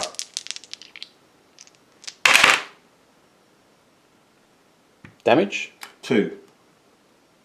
2 each. He will live. I'm not going to spend my CP reroll to heal up the wounds. We'll do that later. So Cato is down to 3 wounds remaining. Necron Warriors into the Marines. I'm not going to spend 2 command points to interrupt here because Marines like the with Arm of Contempt can hold and shrug off a lot of damage now. So 3 to hit, that's 2s because they're blessed, aren't they? Yeah. Strength is 4, toughness 4. 4's to wound. Only 3. So we've got 2+ armour saves here because Arm of Contempt. We save all of them, even with the 2. Is that it? No, the Tomb Blades. Oh, the Tomb Blades against the Rhino. Okay, I think they got maybe 1 or 2 attacks each. They got 1 attack each, hitting on 2s against the Rhino. 4 have hit their mark, 5's to wound. Toughness 7, strength 4. 2 wounds though. 2 up armor save because there's no AP minus. I'll lose a wound actually. So down to 9 wounds for that Rhino. Rhino hitting on 6s. Missed because it's a vehicle. Over here we have 9 attacks. Actually 2 attacks each for the Marines. Leon freeze. Reroll 1s because of Cato. Good fighting here. Actually 2 actually, so that's a miss. So forced to wound. That there is 3 wounds. Rerolling 1s to wound to the Lieutenant, which generates another wound. That's 4 wounds at AP -0. So you've got a 4 up saves. Is that on the? That's on your warriors, yeah. 3 have been brought down. That concludes the attacks. Reanimation. 1 gets back up, so 2 have been cut down. No morale because they're fearless, because of the nature of the mission. Now, Cato Sicyrus will do his attacks against the Necron Lord.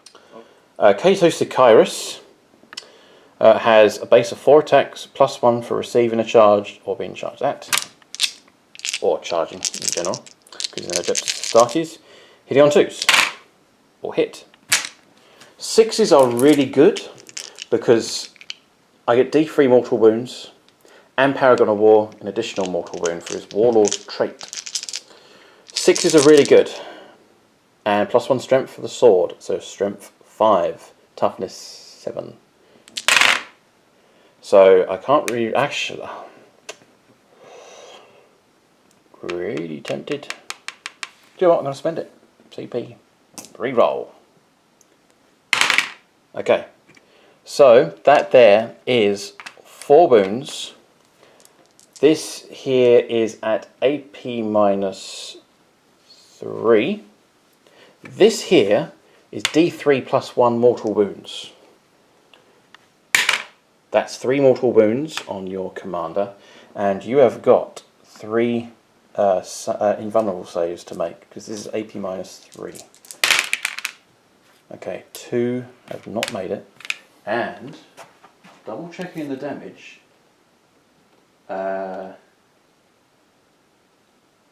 Is D3 mortal wounds? D3 damage rather.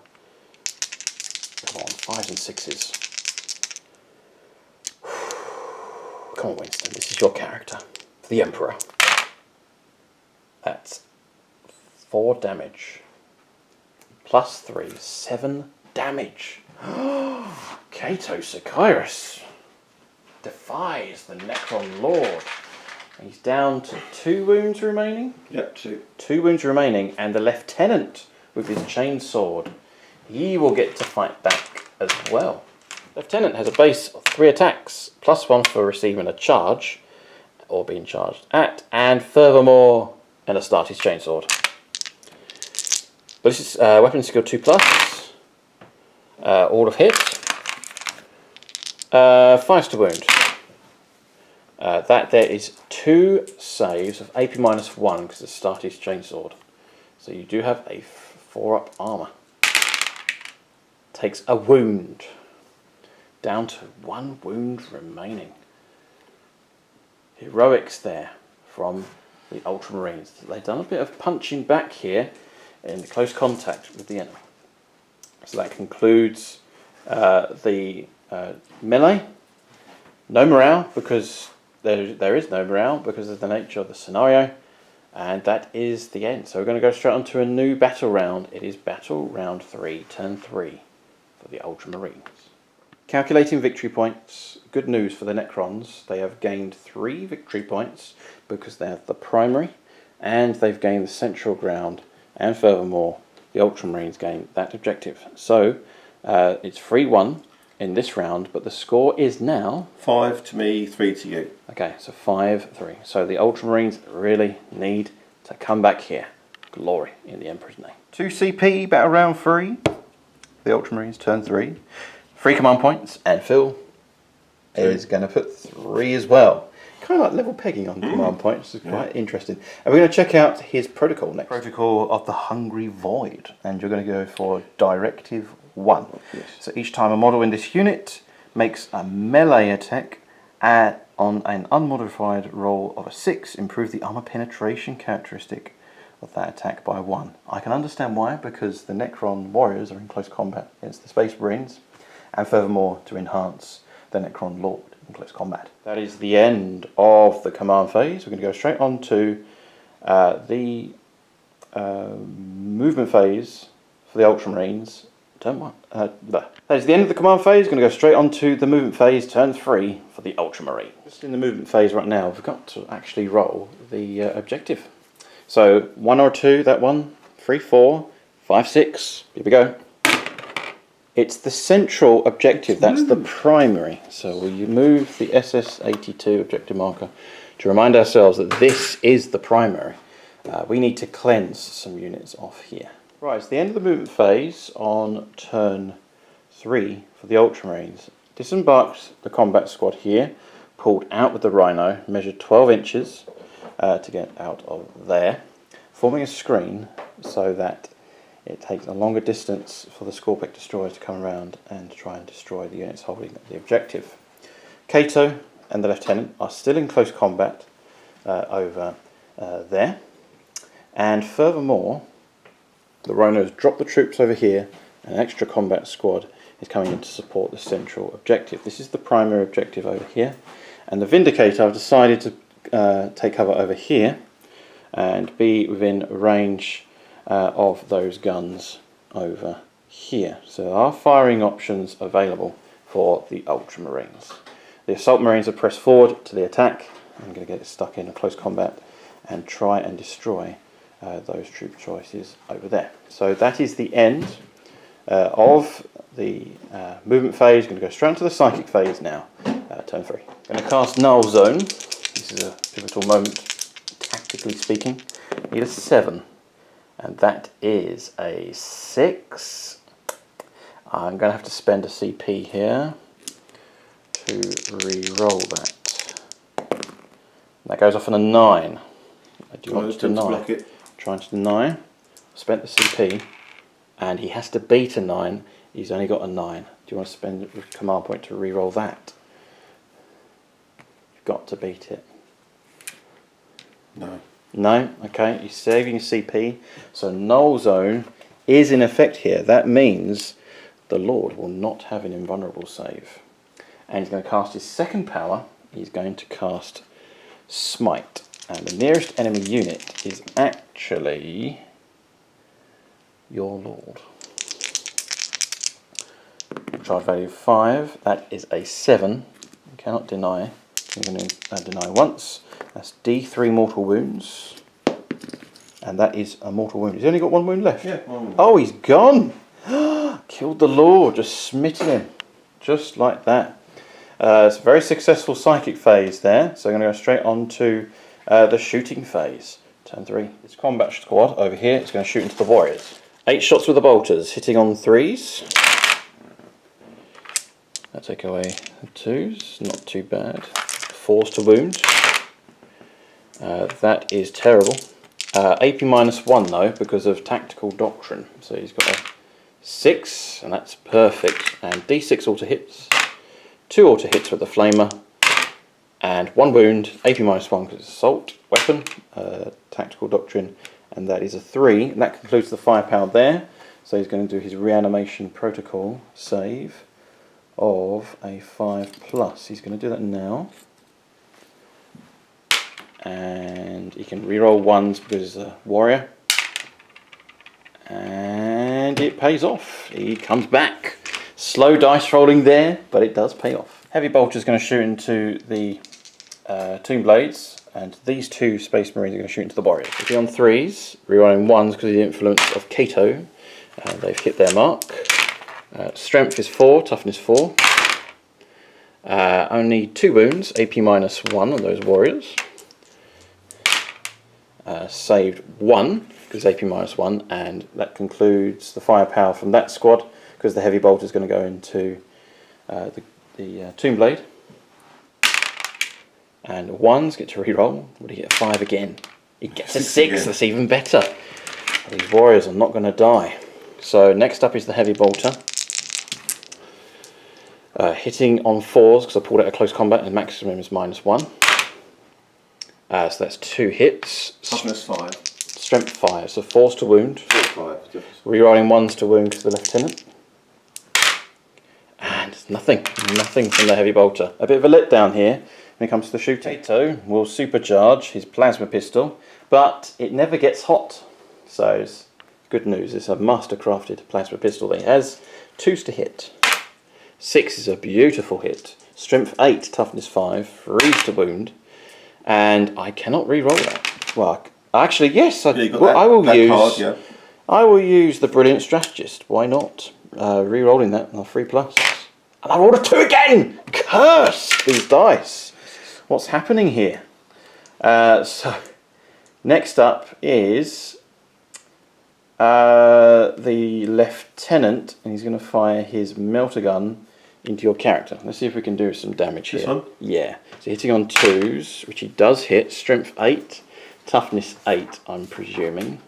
Oh, hang on. Toughness 7. Toughness 7, so 3s to wound. And a 4 is a wound. That's AP -5. I have a 3-up invul. A 3-up invulnerable. Is that no? How far? It's 6 inches. Oh. It's only 6 inches for null zone.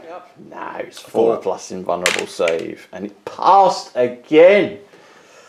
Oh, curses! So next up again is the Assault Marines, and they're going to try and shoot the Necrons with their pistol, weapons, and flamer. 2 plasma pistols. Actually, I will supercharge. This will be against the Tomb Blades. Hitting on 3s, rerolling 1s because of the influence of the captain. Oh no, this is bad news. This is really bad news because one of them could be the sergeant. So on a 4+, the sergeant is slain. The sergeant's dead! What's happened to my dice? Oh no, he's just been killed. Sarge. Oh, the sergeant. I have to get the apothecary and try and heal him up. So, rolling to wound. Actually, beg your pardon. I'm going to do this D3 wounds restored because of the apothecary on Cato. Oh, right, okay. So 1 wound has been restored on Cato. He's been patched up by the apothecary. That's the start of the Yeah, that's at the start of the term. Sorry, at the end of the movement phase. Yes. That does. So one of the plasma pistols does hit, thankfully. So it is a 3s to wound. 3 is a wound. That's AP -3. You don't get an invuln because of null zone. You do have a 3-up armor. Save because I've got it's 3-up save because I've got shield veins. So 6s will be a save. Is it one hit? Just 1 hit. Almost. And that is flat 2 damage. It's supercharged. So he will kill a Tomb Blade. He's going to take that one off there. And they're going to do... that squad's still shooting, yeah? Yeah, pistol shots and flamers. declared are going to go into the warriors. Right. Pistol shots. Right, they've all hit. 4's to wound. Reroll 1s because of the lieutenant. So 2 wounds. AP -0, so you do get your 4-up saves. 1 failed, and then I got D6 auto hits. 5 auto hits with the flamer. Is this on the warriors? Yes, it's on the warriors. Rerolling 1s. Oh, Lord, freeze. Ah, only 1 wound. What's happening? Come on. What is it? A flamer? Just AP -1. Yeah, the doctrine. Nope. And that concludes the firepower of that squad. So they're going to be really hard to shift here. Well, these 2. Yeah. These are the warriors. Rerolling 1s. No. Okay, they're both gone. And this is for the Tomb Blade. Tomb Blade? No. No. Okay, so the Tomb Blade's gone. Next up is the Apothecary. He's got a pistol. And that is a 3. He hits. And a 5 is a wound against the warrior. Need to clear out this troop's choice. Reanimation protocol for him. Or it. Rerolling 1s because of the warriors. Oh, no. 1 Okay. to 2. Straight down to a 2. Straight down to 2. The Librarian, he didn't advance. He will shoot his pistol. 6 is a hit. 5 is a wound. No AP. 4-up save. No. And concludes the firepower there. Reanimation is a 5. He makes it. Well done. And the Stormbolter pulled out of close combat. Oh, it can shoot because of the Ultramarines doctrine. So it's going to be -1 within rapid fire, shooting into the warriors. You need to clear those warriors away. So hitting on 4s is -1, and the bracket is still good. That's a good roll because that's 3 wounds on your warriors. So you got 4-ups, AP -1 actually, because of doctrine. And 2 dead. So that concludes the firepower there, and you get to re-roll for reanimation protocol. So 2 more have been brought down. This is good, kind of recovering here when it comes to shooting. I have an ancient as well. Apologies for all this shooting. For the Marines, 3 is a hit, and a 6 is a wound. No AP. Oh, shooting there with a pistol concludes the firepower there, and he gets the 3, and that's a failure. Another Necron warrior brought down. So over here, that concludes the firepower over there. A shame about the sergeant losing his life due to a plasma pistol. How embarrassing. But nonetheless, we still have some shooting left over here. And I'm going to go straight on to the Rhino, which advanced. So I can't shoot with that one. So over here, we're going to go with the Vindicator. And off camera, I'm going to select a target. Right. Scott Costello's Vindicator. Going to fire the Stormbolter against the warriors. And furthermore, we're going to fire the Vindicator cannon, hitting at -1 because of the foliage. We're going to shoot over against that character there. The king has been targeted by a Vindicator. It's D3 plus 3 shots.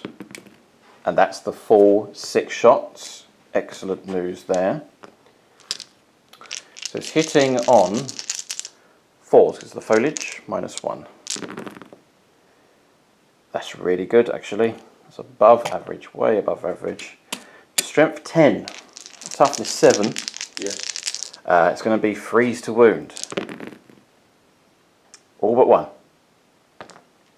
And I'll save my command point. So AP -4. So you do have a 4+ invulnerable save. Makes 2, which is really good for the Necrons. D6 damage. And that's 3 damage on the king. And that's it.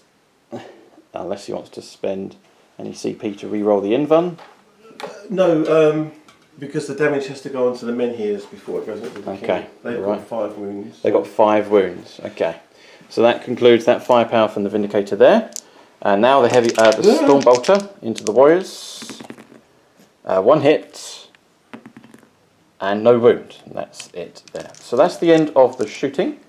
We're going to go straight on to close combats now, declaring charges. So he's going to declare his charges, not going to overwatch. He's going to go into Tomb Blades. Tomb Blades. I may do a double charge and go to the warriors as well, because it's similar distance. Here we go. 11 inches. He's definitely going to make it in. So he's going to sweep around and do that there. This is Winston Adkins, his character here. And next up, we have got Marcus Frey. He's going to do exactly the same. He's going to charge over to there. That's 11 again. So he's in over there. Now, the Assault Marines, they're going to charge and perform a screen. Going to the Warriors. And again, a third 11 in a row. So what we're going to do is we're going to go around. We declared it into the Warriors. As they're trump troops, they can go over the top. Like that. Actually, no, beg your pardon, you can't do this. It's only done in the movement phase. So we're just going to do that and form a screen. And we don't want too many bodies in, because we'll form a screen to stop the Scorpec destroyers slaughtering our troops. What, you think they'll make that charge, do you? Well, I don't think so. Well, you got your movement and then you can charge. I still don't think so. No? Not judging on their last 2 games, they've not been that great. No? No. Okay. So next up is I'm going to charge the troops over to here. So these guys are pulled out of combat, so they can't charge. Actually, no, they did, because I spent a command point on them earlier on, so they can.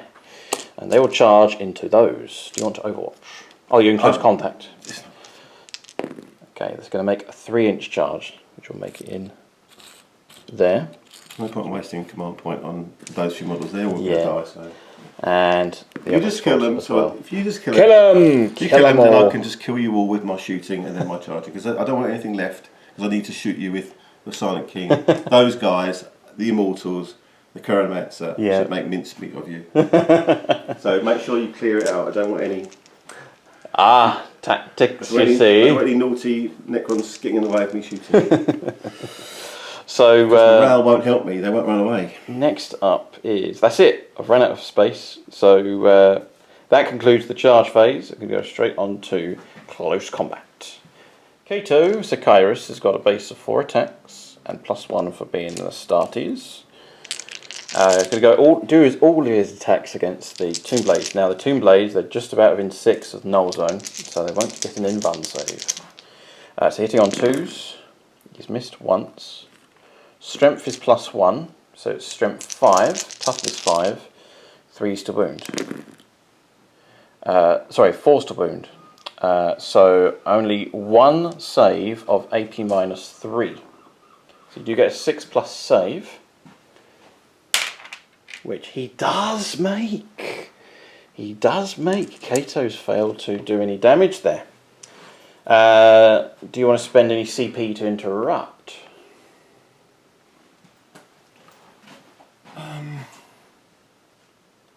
There's only 5 warriors there. 1 attack each. I've got a stratagem that lets me increase the strength of a unit +1 when they're selected in the fight phase. Yes. And a wound roll over 6 is a further AP- because of your protocol. So the that applies to the whole army. The strength would be, the Tomb Blade strength would be 5. Toughness 4 would be 3s to wound anyway. Even if I didn't use it, it'd be 3s. Yeah. Oh, your strength 4. Strength would be 5. Oh, strength would be 5. Yeah. No, sorry. What did I increase? I increased the strength. Oh, strength is the not the toughness. Yeah. Strength is just attacking. Yeah, the attacking. Yeah. My mistake. No, we'll just carry on. So you're going to carry on? Yeah. Okay. Right, so I'm going to do the lieutenant. He's going to do his attacks. He's got 3 attacks base, chainsword, and charged. Do on 2s. He's missed with 3. Strength is 4. Only 1 wound. That's AP -1 because it's an Astartes chainsword. And that is a 6. Armour does not get penetrated. Next up is the Assault Marines. They got a base of 1 attack, charged, and chainsword. So I have a Marine. He's going to do a separate attack there. And not within base to base there, so he won't get his attack. So Flamer first, hitting on 3s. 4s to wound. 2 boons, no AP. Oh, okay, that's 2 brought down. Now the regular Assault Marine. 3 hits. 2 wounds, AP -1. Oh, okay. Still got 1 warrior left, which is good news for us, in a way. Have they finished? Yeah, they finished their attacks, so you get to do your reanimation protocols. So 2 have been brought back up. And that is it. So I'm going to do the Astartes over here. We have got 6 attacks. This is this lot here. Reroll 1s because of the captain. This is going to go into the Tomb Blades. Okay, so you've missed. It's not very good actually. 5 to wound because toughness 5. No wound. Rerolling 1 because the lieutenant. And there's a 5, elite symbol. AP minus of nothing. So you got a 3-up save. 1 dice? 1 dice, yeah. No, takes a wound.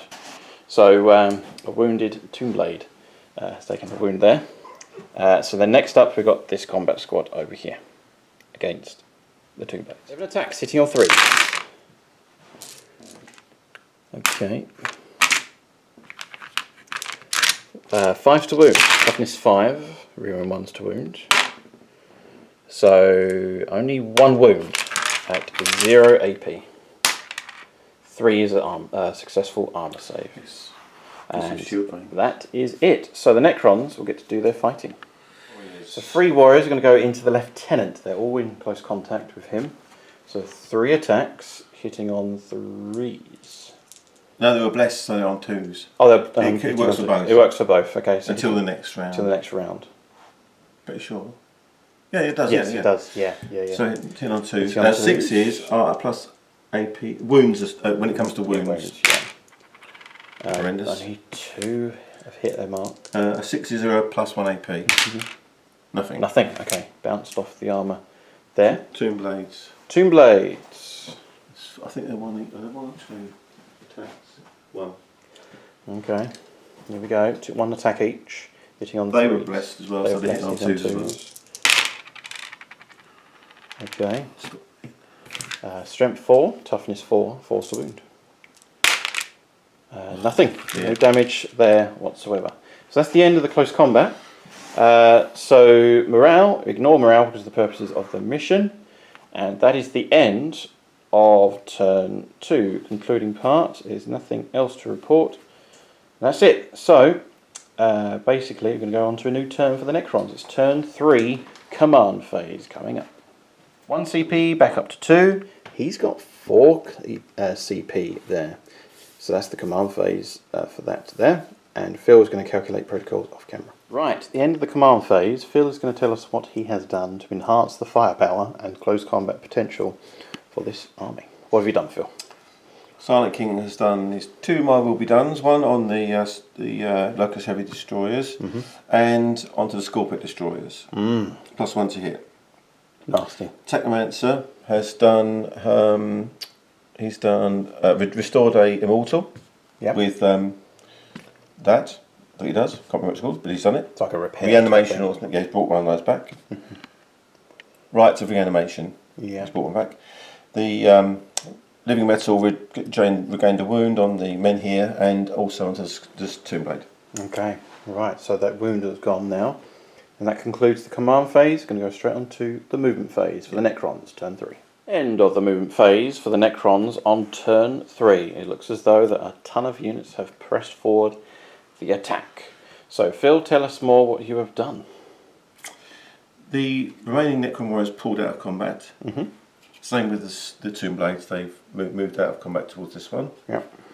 The Chronomancer has blessed these with a reroll charge and a 5-up invul. And you get +1 on top of that to hit as well. Yep. Nasty. Yeah. Silent Kings move forward. So you said you blessed. Well, it's called. He does the Chronometron. The Chronometron. He uses his Chronometron to reroll charge rolls and have a 5+ involved for 1 unit. Okay. So you do realise that null zone is in effect within 6 inches. Yeah, it doesn't matter. It's for the reroll charge. Just in case you kill the librarian. You may as well. It's the reroll charge more than the you want the reroll charge. Fair enough. The Immortals stayed still. Yep. The heavy destroyers moved forward slightly. Yep. To get a better shot in. Yep. Silent King moved forward. And that's it. That is it. So that concludes the movement phase for the Necrons. No psychic. Going to go straight onto the shooting phase now for the Necrons. Turn 3. Disintegration capacitors on the Immortals. Disintegration protocols. Oh, capacitors. Yes. They get attacked with a ghost weapon, unmodified hit rolls of 6 auto wounds. Ooh, nasty. So, but the question is, who are you going to target? Let's see what's knocking around. I'm going to go with Mortals have selected a target. They're going to go into the Assault Marines with their firepower. None in rapid fire, so you'll be hitting on 2s. 2s, yeah. Yeah, hitting on 2s. No foliage in the way. I can reroll my wounds. I think I've got 9-inch bubble from the Silent King. Because he's got the extra 3 from the continuing. Is he within 9? Oh no, he's not within 9. He's moved out. So just hitting on 2s. No buffs there. Only 1 has missed. Only 6s. Yes, that's an auto wound. That's an auto wound. AP -2. Strength 5, AP -2. Yeah, okay, that's an auto wound. We'll keep that there. Freeze to wound, strength 5. I don't roll that dice card, do I? No, it's automatically wounded. Yeah. Oh, that's a bit disappointing. So that there is only 4 wounds. AP -2, but Armor Contempt makes it a 4+ saves. We saved 2, which is statistical. A Marine has gone down. So we'll take off this one here. Yeah, go on, Phil. What's next? Chronomancer is going to shoot his entropic lance into the Assault Marines. Yeah. So you'll be hitting on 2s? 3s. 3s. Okay. And I'm within the Silent King, I think. Okay. But I don't know if I'm core. 3 is a hit. Anyway. Strength 8. Strength 8. Yeah. 2's to wound. Toughness 4. 4 is a wound. AP -3. 5 up. Save. Yes! Glory in the Emperor's name. Technomancer is going to shoot at the same squad with his Staff of Light. Technomancer. Assault 3. Assault 3. Hitting on 3s. Hitting on 3s. They've all hit. Strength is 5. 3's to wound. All but 1. AP -2. So we'll get 4 up saves. And saved 1. So 1 wound does come through into the Assault Marine. Silent King is not going to be silent when he unleashes the fury of his vengeance against... The Annihilator beams, 2 of them are going to shoot into the Vindicator. Okay, I'm going to shoot into the Vindicator. Okay. The Scepter of Eternal Glory and the Staff of Stars are going to shoot into the Assault Marines. The Assault Marines. Okay, he's declared his firepower. Let's see what the firepower can do. So these 2 shots are into the Vindicator. Yep. So it's going to be -1 because of the foliage. Okay, he's hitting on 3s. 3s. Okay, I'm core, so I reroll my misses. Okay. It does hit. Strength is 12. 12. Toughness 8. So 3's to wound. Oh, that was teetering on that 2. On a 1, I thought. Yeah, it was AP -4. AP -4. So we do get Armour of Contempt, and we've got Seed Shield, so that brings it up to a -1 save, but then it's AP -3? 4. AP -4, so that'll become a 4 up save. Wow. So let's just double check here. So basically I've got a 3 up save normal. Yeah. I've got a 2+ save for having Armour of Contempt. I then have a 1+ save. Beg your pardon, it's 1+. So it's 1+ for having Sea Shield. But then it's AP -4. That's 5. So that there is a 4+ save. Is correct. A 1 up to a 4. You're on 1. AP -4 with a Vindicator with Armour of Contempt and Sea Shield is a 4+ save. And how many wounds is that? 6 wounds each hit. So 2 saves. Shots, yeah. 2 saves of 4+. And they both saved. Just like that. The Vindicator is very, very tough. I really made a mistake shooting that. I told you I shouldn't have shot it. It's a tough old beast. The Vindicator is still alive. The shots into the Assault Marines. Scepter Return of Glory, 3 hits. So 2s will be hits. Strength 8. So 2s to wound. All AP wounded. -3. -3, so we all get 5 up saves. I save 1. 2 damage each. 2 damage each. So, do I spend a CP? No, I'm not going to. I'm sorry, Phil. Oh, no. Oh, this is going to be tough. Oh, I'm going to have to take him off, and I'm going to have to take him off. Okay, your patron is still alive. That's me. That's you. So, next up is... Star for Stars, 9, Assault 9, onto the remaining ones. Okay. So 2s. Reroll. Roll 1's core. Hit. All hit. Strength. Is 6. 6. 3s to wound. That's a very, very good dice roll. That is very good. AP That's 8 -2. saves. 8 saves. 2 up. -2. 4 up. And some Marine gone. And a Marine gone. Okay. So they're gone. The Marines have gone. Well, Phil. Killed myself. You've killed yourself. Shout out to Phil for supporting me on Patreon and YouTube membership. Thank you, comrade. Thank you, Phil. What do you say back? You're welcome. It's my pleasure to kill myself on your channel. Tactically put, required. Tactically put, yes. Any other shooting? Yes, we've got the Locust Heavy Destroyers. Locust Heavy Destroyers are going to probably shoot into... Seeing the toughness of a Vindicator now, it is to be feared. It's probably the toughest vehicle armour-wise in the game. Debatable because Land Raiders are now toughness 9, but with Siege Shield and Armour of Contempt, very, very tough indeed. Said, what a waste of time. Well, we shall find out. He's going to go into the Vindicator. With the Locust Heavy Destroyers. Locust Heavy Destroyers. So you're hitting on 3s, -1, even though they're blessed because of the foliage. So they hit on 2s. Hit on 2s, -1. So 3s. Foliage, yeah, 3s. So you're going to spend a CP to re-roll that? No, they're within the Silent King. Oh, within the Silent King. No need for CP re-roll.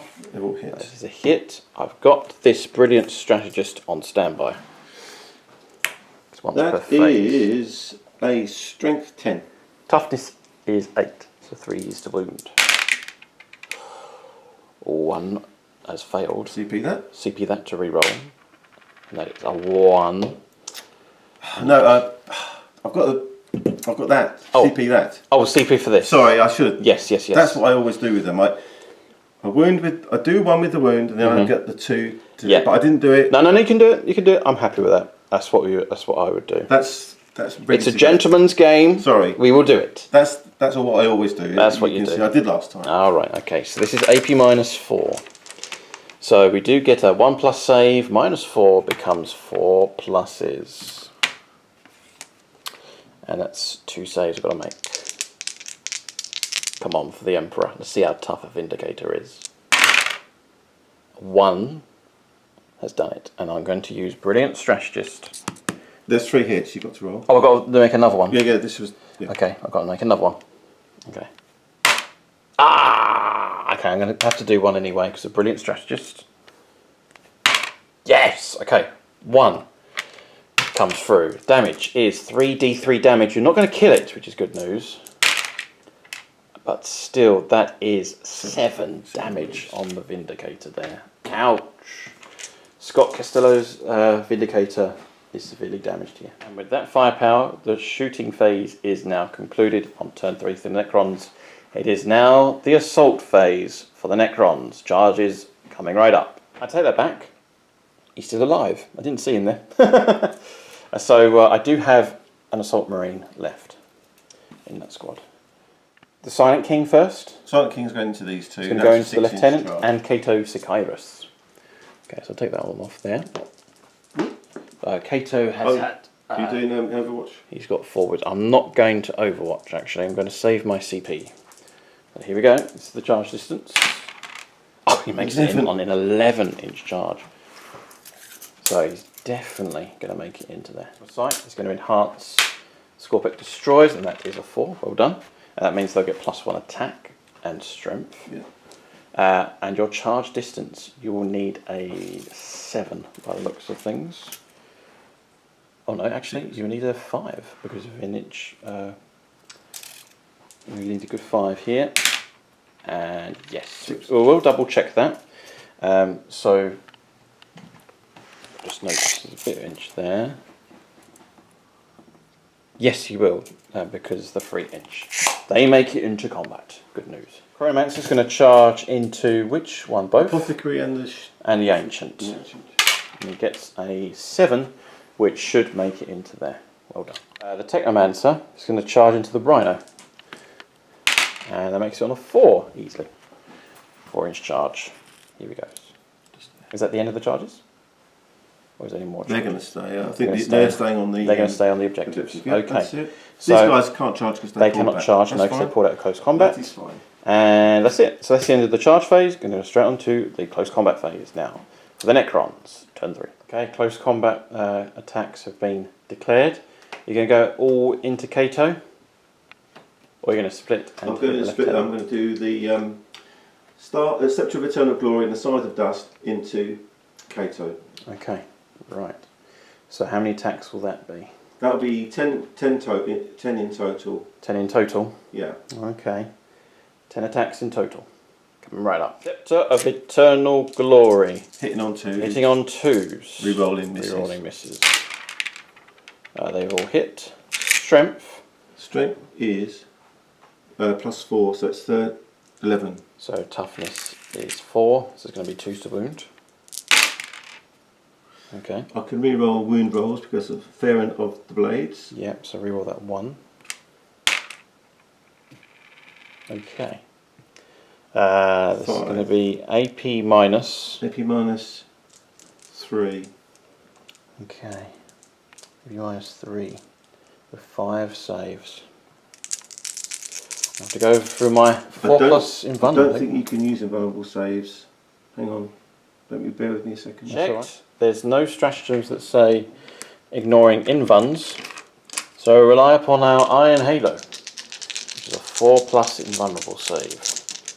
Cato Sicyrus. These are damage to a pop. Yeah. Okay. Here we go. Oh, that's terrible. That's going to be 8 damage. He's going to die. And there's nothing I can do. So what I'm going to do is, for his honour, spend 2 command points and fight you nonetheless. So 5s. Here we go. So Cato is slain, but he will get to fight again with only in death. Excellent. Does duty end. That's what we want. Hitting on 2s. All hit. Except for 1, of course. Strength is +1, so strength 5. Toughness 7. So 5s are really good. 6s are superb. We get double 6. So that's 2 mortal wounds plus 2d3 mortal wounds. That's 8 mortal wounds. And an AP minus 3 save. Right, okay. I've done now. His warlord trait is Paragon of War. He gets +1. So let's say 1 mortal wound on any wound roll of a 6, plus the nature of his weapon is D3 mortal wounds. I've got a 4 up invulnerable save. 4 up invulnerable save. How many do I need to roll? Just the 1. And that there is a 3. Are you going to CP reroll? That's D3 damage. Yeah. Okay. Okay. So I'm not rolling in there anymore. D3 damage. 1 mortal wound. So 1 damage rather. So that there is 9 wounds in total. So 1 men here is gone with 5 wounds. Yep. And then 4 more wounds onto the other men here. Yep. Okay. So, but Cato has been removed as a casualty. Thank you, Winston Adkins, for your support on the channel. Stars into the lieutenant. 3 attacks. Yeah. Hitting on 2s. Hitting on 2s. Strength. His user, which is 7. Yeah. Toughness 4. Freeze to wound. Only 1. I re-roll the wounds. Reroll the wounds. Fair under the Blades. blades. The blades, which does wound. This is -2. 1 damage only. So this is a 2 up save. -2. It's 3 up. 4 up. I save 2 and damage 1. 1. Okay, so the lieutenant is down to 3 wounds remaining. Technomancer hitting on a 3. Strength. Toughness 7. Strength. He's got the user strength 4. Strength 4. So 5 to wound. That's wound. AP -2. Damage -2. So a 4 up. That's a 6. Full facing. Ultramarines. So now that he's attacked, I can do Your jiggly. what's it called? You know, Thing. I don't know. When you attacked, you can then. Oh, I'll get to attack you. No, yeah. When do I do? You do it afterwards. I do it afterwards. Yeah, after all the charges. When you do your first. things, right? Leave that. Yeah. Oh, yeah. The jiggly thing is like, what is going on? Sorry, I don't know what it's called. Chronomancer's going to do his attacks into the apothecary. Apothecary. Well, yeah, Chronomancer's he's got 1 attack. Oh, hang on, he's got entropic lance melee user. Okay. So it's 1 attack. Hitting on 3s. Hitting on 3s. Let's roll a 1. 1 is a failed wound. So any other attacks? Oh yes. Scorpic Destroyer is going to kill this combat squad. Yeah. Scorpic Destroyers. They're using your hyperphase. Hyperphase Reap Blade. Reap blades. There's been my will be done. My will be done. So they're hitting on 2s. Hitting on 2s. And they should be near enough to re-roll their wounds. Yep, they are. All misses. They've all hit. They've all hit. It's a further AP minus, remember, and any wound roll for 6 because your dynasty.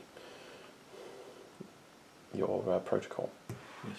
Yeah, so 6s are really good. Strength is plus. Strength is 7. 7, so 3s to wound. That's a AP minus 4 save. So we do get a 6 up save, would you believe? Re-roll because of the aura. Okay, so they've all wounded. Those are AP minus 3, and that one there's AP minus 4. So we've got 6 plus save. No, so that's 2 damage. 3 damage. 3 damage, and then another 5 saves. So I think they're going to die. Not on a roll like that. Yep. Okay, so that troops unit there so far is still alive. So I'm going to keep the heavy bolter alive. Okay, he's still got the power sword. Yeah, these are the hyperphase freshers. So hitting on 2s. They're core units, they are blessed. Okay, they've all hit. Strength is plus 2, is it? No, this one's a 5. These are just strength 5, so 3s. 6s are really good. 2 6s. AP minus. I'll re-roll the misses. Yeah, re-roll the misses. Oh no, there's another 3. So these are AP minus 4, those ones. A valiant attempt, but the heavy bolter, Space Marine, has been killed. We forgot to do the +1 attack because of the. Yeah, didn't need it. But didn't need it. It was too good. So lethal in close combat. And where are you going to pile in? Consolidation move towards the these Marines here. So they will get their free attack. Yeah, we have an attack, yeah. So they will may as well do some damage. Oh, we've got the lieutenant here. He's in there. Yep, and that's it. Yeah. Rhino hitting on, I'm not using your dice, hitting on 6s, nothing.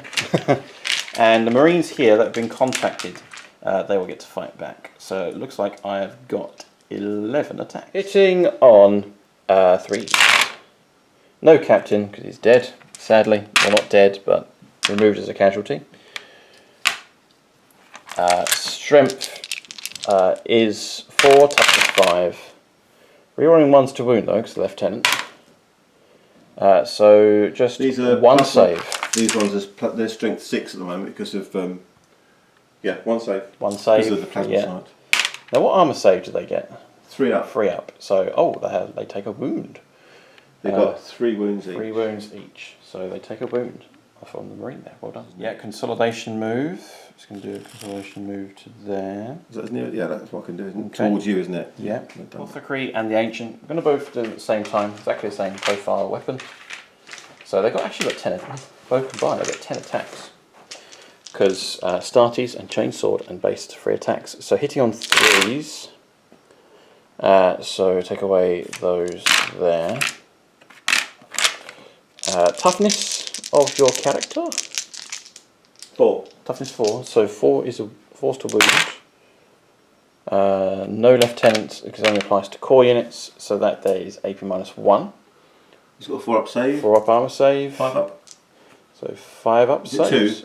2 wounds, yeah. Save 1, damage 1, and that's from the Chainsword. Lieutenant has got a base of 3 attacks, Astartes, and Chainsword. Have to go into the Silent King.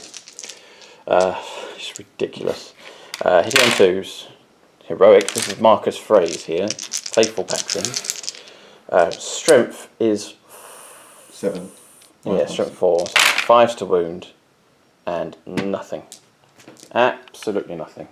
Okay. That's the end of the close combat phase. There's no morale because we're all fearless. It's a desperate scenario here. We cannot retreat.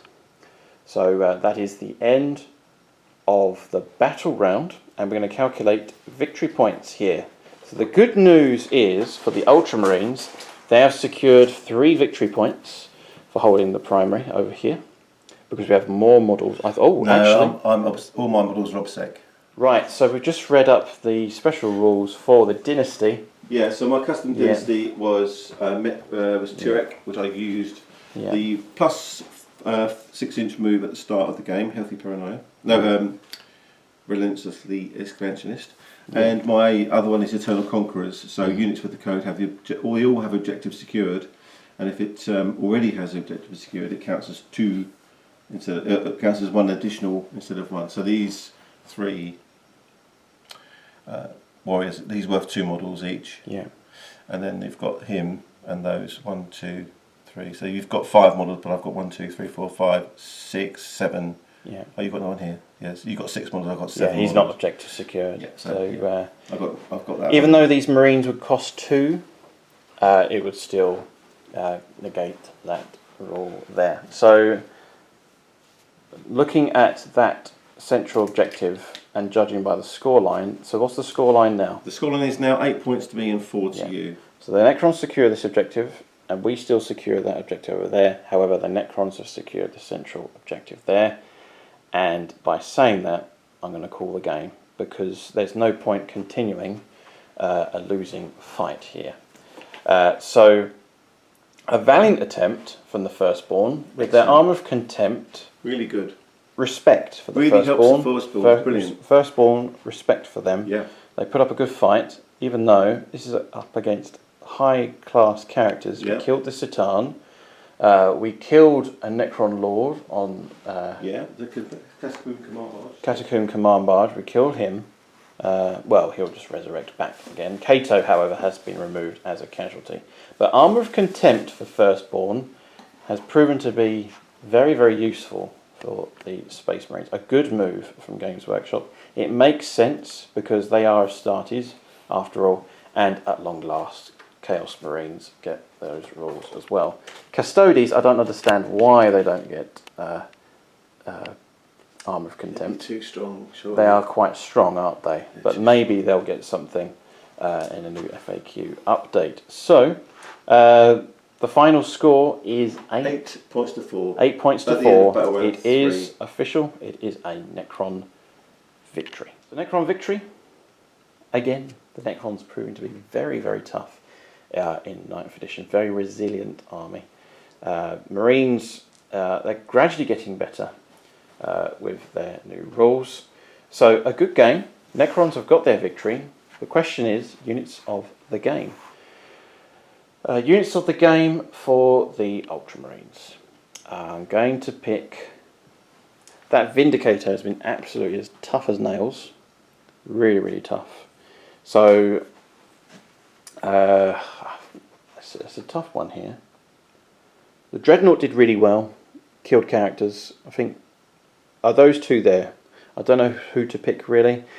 Technically, the Vindicator survived. It withstood the firepower from those. And the Silent King, the equivalent to the Primarch for the Necrons. So I'm going to give it to the Vindicator. And even though it's a tough choice because the Dreadnought did kill the Citan, the Nightbringer, but the Nightbringer was already on 3 wounds, so it's quite easy to deal with there. So the Vindicator, Scott Costello's Vindicator, is the unit of the game for the Ultramarines. And unit of the game for the Necrons, Phil. Shout out to the Hexmark Destroyers. Hexmark Destroyers. They took out a Vindicator. Yeah, over just there. deleted units. I believe. Pretty much every turn, except for the last moment over there. But other than that, it's just frightening. Well, they did damage that the Silent King couldn't do. Yeah, they did. That's So the right. Silent King's very strong. Very strong. It helps supporting the army, very good at buffs. But this time, I'm giving it to these guys. Okay. They were very, very good in close combat. Lots of attacks. Yeah. But the for anti-tank capability, those... what are they called again, sorry? Locust Heavy Destroyers. Locust Heavy Destroyers. 3 more to appear on the painting table in the next few months. Excellent stuff. So lots going on the painting desk here. So a big thank you to Phil Marshell once again, a veteran now of the channel, a fellow Patreon and YouTube member. So there you go, that concludes another battle report on the JB Wargamer 87 YouTube channel. Those that want to support me for free, it is so simple. All you got to do is hit that like button, subscribe, hit the bell button so you won't miss another video, and share this video with as many people as possible. Easy as that. And leave a comment below. What was your greatest moment in this game? I'd love to hear. And those that want to contribute further to the channel, I do have an Etsy store. Do check out the links for that. You can have YouTube thanks if you want to send a donation. And also you can support me through Patreon. So if you want to become a member of the Ultramarines or that of the Astra Militarum 18th Cadian Army Group and represent yourself as a character name shouted out, or if you just want to support me on the lower tiers, do check me out on patreon.com/JBWargamer87.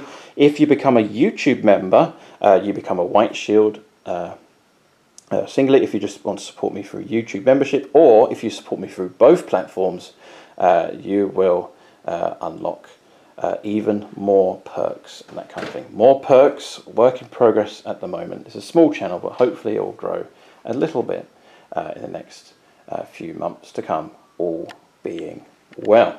So it's as simple as that. Support me through YouTube membership, and a special shout out also to my new sponsor, the Outpost Gaming. If you want to support me through purchasing any items from their website, they do great offers when it comes to discounted Warhammer 40K, the Outpost Wargaming. Do check them out. The affiliation link is in the video description below and in the iCard above. So there you go. Thank you very much for watching, and as always, happy wargaming.